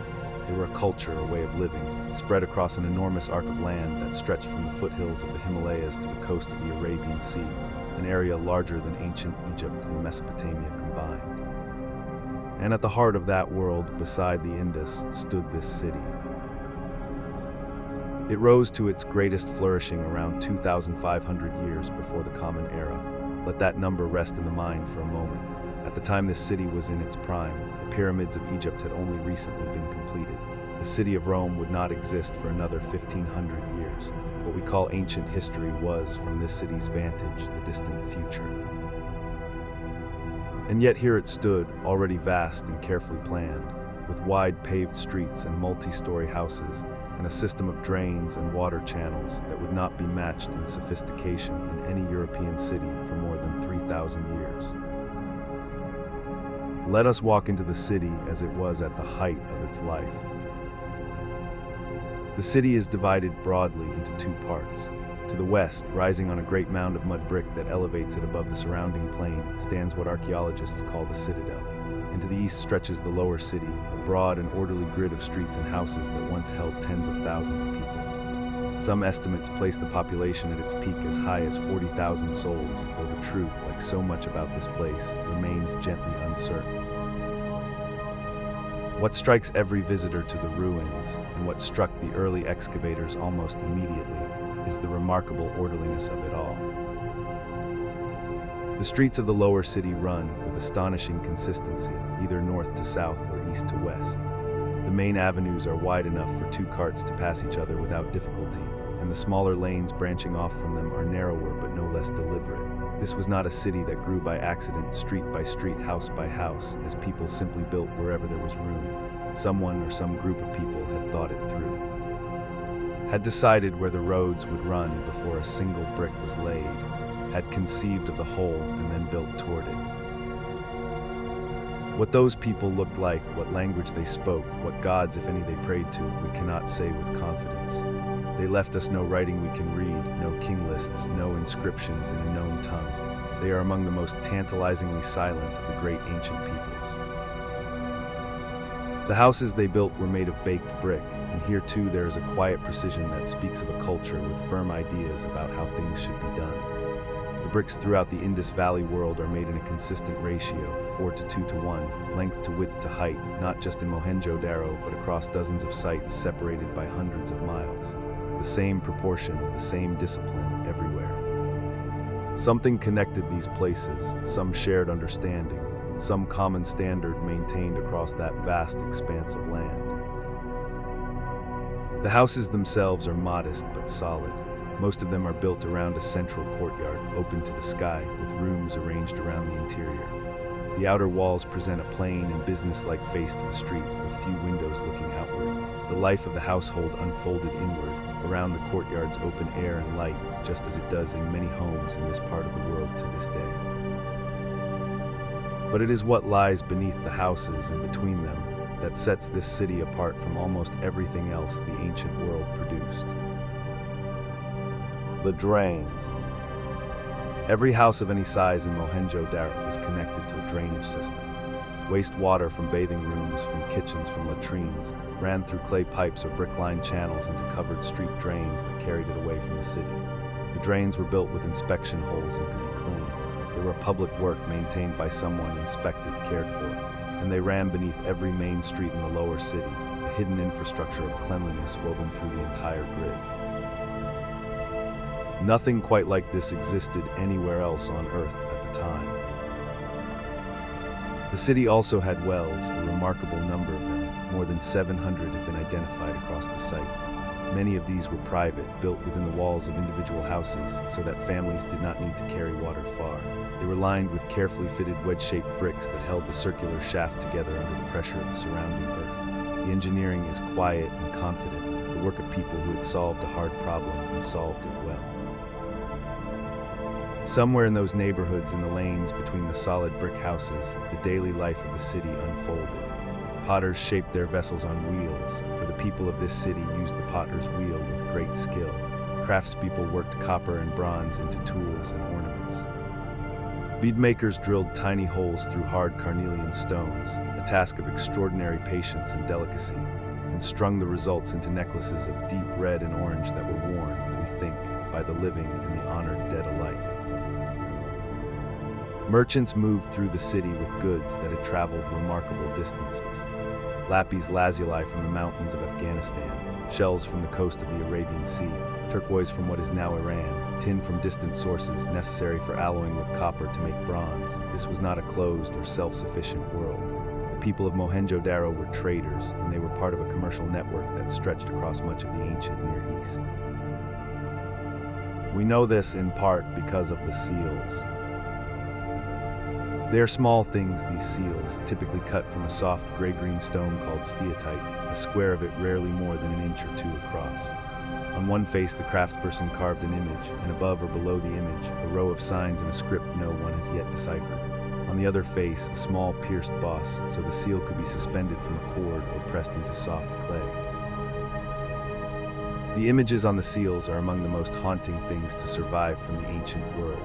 There are bulls, beautifully observed, with the heavy dewlap in the forward thrust horns rendered with a sureness of line that speaks of long practice and close attention. There is a one-horned animal the excavators called a unicorn, though it may simply be a bull shown in profile, with one horn obscuring the other. There are elephants and tigers and rhinoceroses, crocodiles and water buffaloes, each caught in that same confident, quiet line. On one famous seal there sits a figure in a posture that looks very much like meditation, legs folded, heels together, arms resting on the knees. Around the figure stand animals. Scholars have wondered carefully whether this might be an early form of a deity associated with animals and with the practice of contemplation, a very ancient ancestor of ideas that would later take clearer shape in the religious traditions of the subcontinent. But it is only a wondering. The seal says nothing we can read. It keeps its meaning softly to itself. That script above the images is one of the great unsolved puzzles of ancient history. Hundreds of short inscriptions have been found, not just on seals, but on small tablets and pottery and copper objects. The signs number around 400, which suggests a writing system of some complexity, perhaps a mix of logograms and syllabic signs. But the inscriptions are short, usually only a few signs in a row, and no bilingual text has ever been found, no Rosetta Stone to give a foothold. Generations of scholars have proposed decipherments, and all have remained unaccepted, for none has been demonstrated to work consistently across all the evidence. And so the seals sit in their museum cases, eloquent and mute, each one a message we cannot yet read. Now let us climb the mound to the west, to the citadel, and let us tell the story of what was found there, even if we cannot see it directly tonight.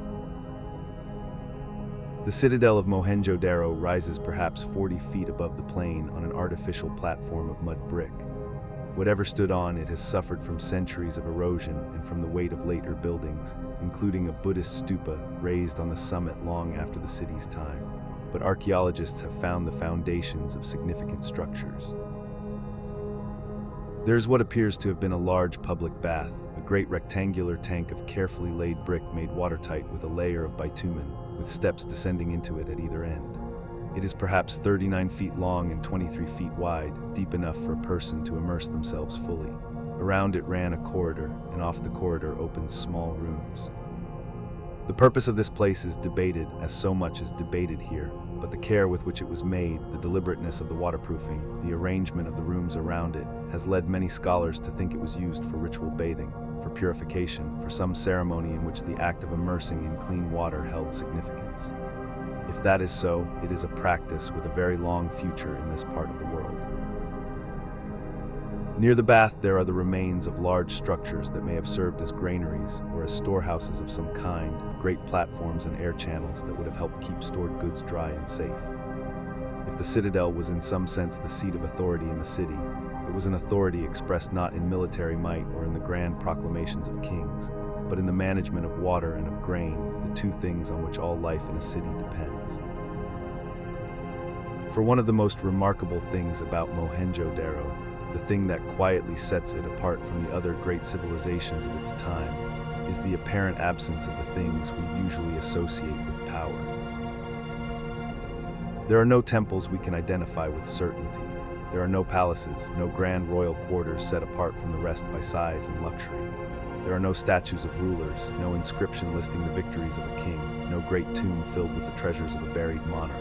In Egypt and in Mesopotamia, the ancient monuments shout the names and deeds of those who ruled. Here, there is silence where the kings should stand. Some scholars think the city may have been governed by a council, or by a priestly class, or by merchants whose authority came from their control of trade rather than from military force. Others suggest the rulers did exist and that their residences simply have not been found, buried beneath parts of the mound not yet excavated or lost to erosion. The absence of evidence is not the evidence of absence, as archaeologists are careful to remind themselves.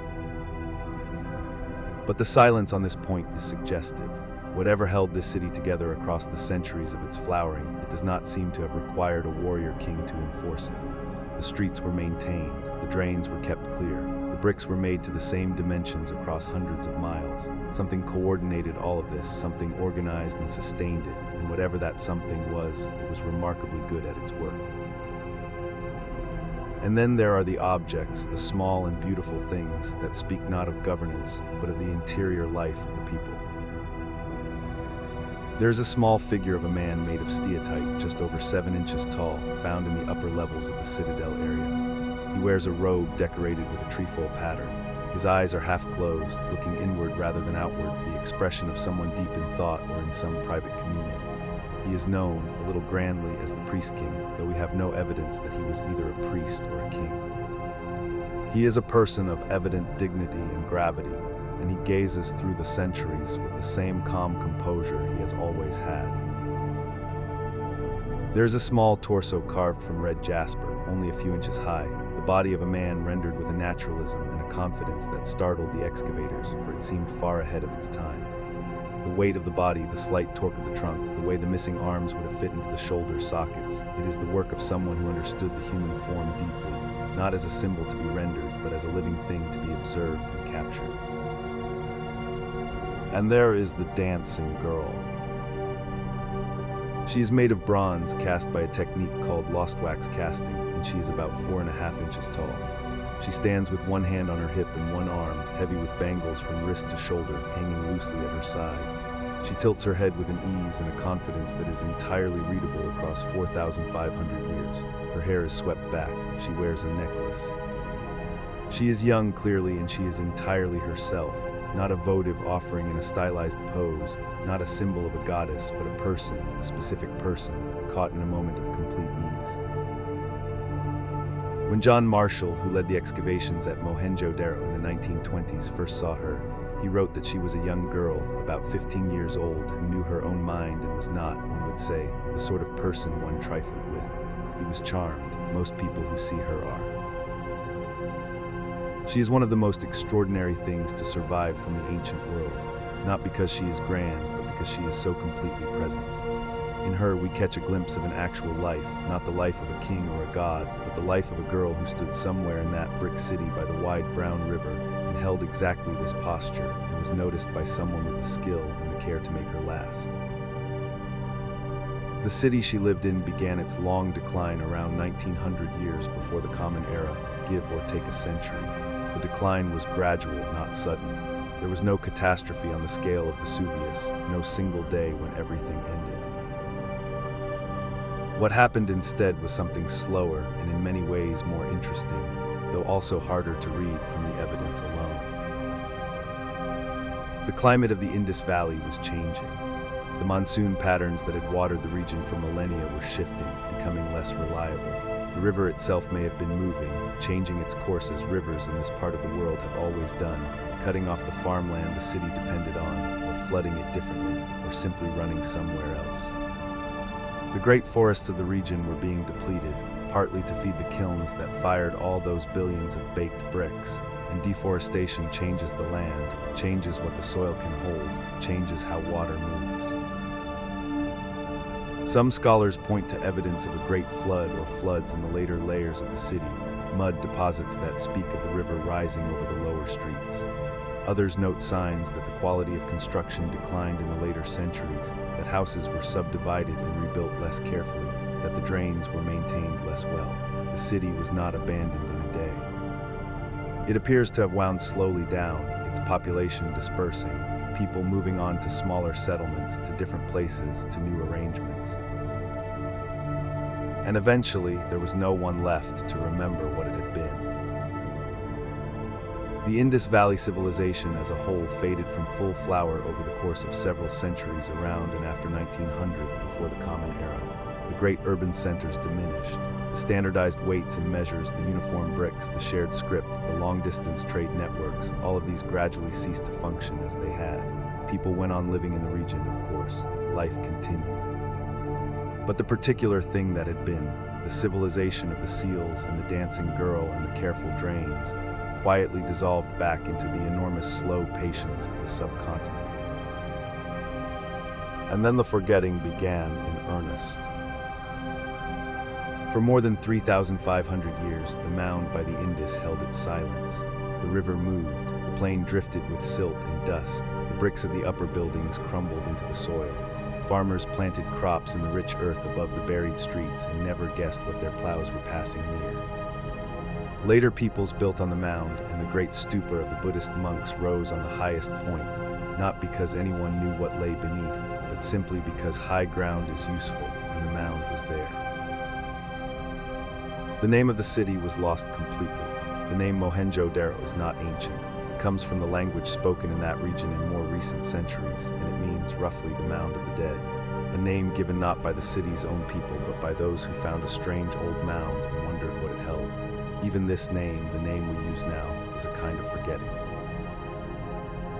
It was in the year 1922 that a man named Rakul Das Banerjee, an officer of the Archaeological Survey of India, came to the mound at Mohenjo-daro to examine the Buddhist stupa that stood on its crown. He was not looking for a lost Bronze Age civilization. He was doing the patient, methodical work of cataloging the sites of the subcontinent, and the mound at Mohenjo-daro was simply one more place on a long list. But in the earth around the stupa, he found things that did not belong to any Buddhist era. Flint scrapers of a great age, fragments of pottery unlike any he associated with the later periods, and crucially a seal, a small carved seal of the kind that would later prove to be the signature object of a civilization no living scholar yet knew existed. Banerjee sent his report to John Marshall, the Director General of the Archaeological Survey of India, an Englishman who had devoted his professional life to the ancient history of the subcontinent. Marshall arranged for serious excavations to begin, and in the following years, as the diggers went carefully down through the layers of the mound, what they found was extraordinary. What they found, and what the world slowly came to understand, was that the civilization of ancient India was far older than anyone had imagined. The textbooks of the time placed the earliest civilization of the subcontinent in the period of the Vedas, roughly 1,500 years before the Common Era, or a little earlier. What the mound at Mohenjo-daro revealed was a fully urban world at least 1,000 years older than that, contemporary with the Old Kingdom of Egypt and the early dynasties of Mesopotamia, but entirely its own thing, following its own logic, speaking its own undeciphered tongue. Marshall announced the discovery to the world in 1924, and the response was, in its way, much like the response to the opening of Pompeii. Here was a door onto a world no one had known was there. A civilization of great sophistication and evident intelligence, organized and orderly and skilled, had lived and built and traded and made beautiful small things and then passed entirely out of memory, and the earth had kept it, and now it had been found. The excavations continued under Marshall, and then under a succession of other archaeologists, Indian and Pakistani and international, who each brought new methods and new questions to the site. Much of the city has been uncovered, and yet much remains buried, and the buried portions may hold answers to questions the excavated portions have so far declined to answer. Why did this civilization, so similar in sophistication to its contemporary counterparts in Egypt and Mesopotamia, develop almost no monumental art, no royal inscriptions, no myth cycles we can read? Why do the seals show animals more often than people? What did the undeciphered signs above the animals say? We do not know, and there is something peaceful in not knowing.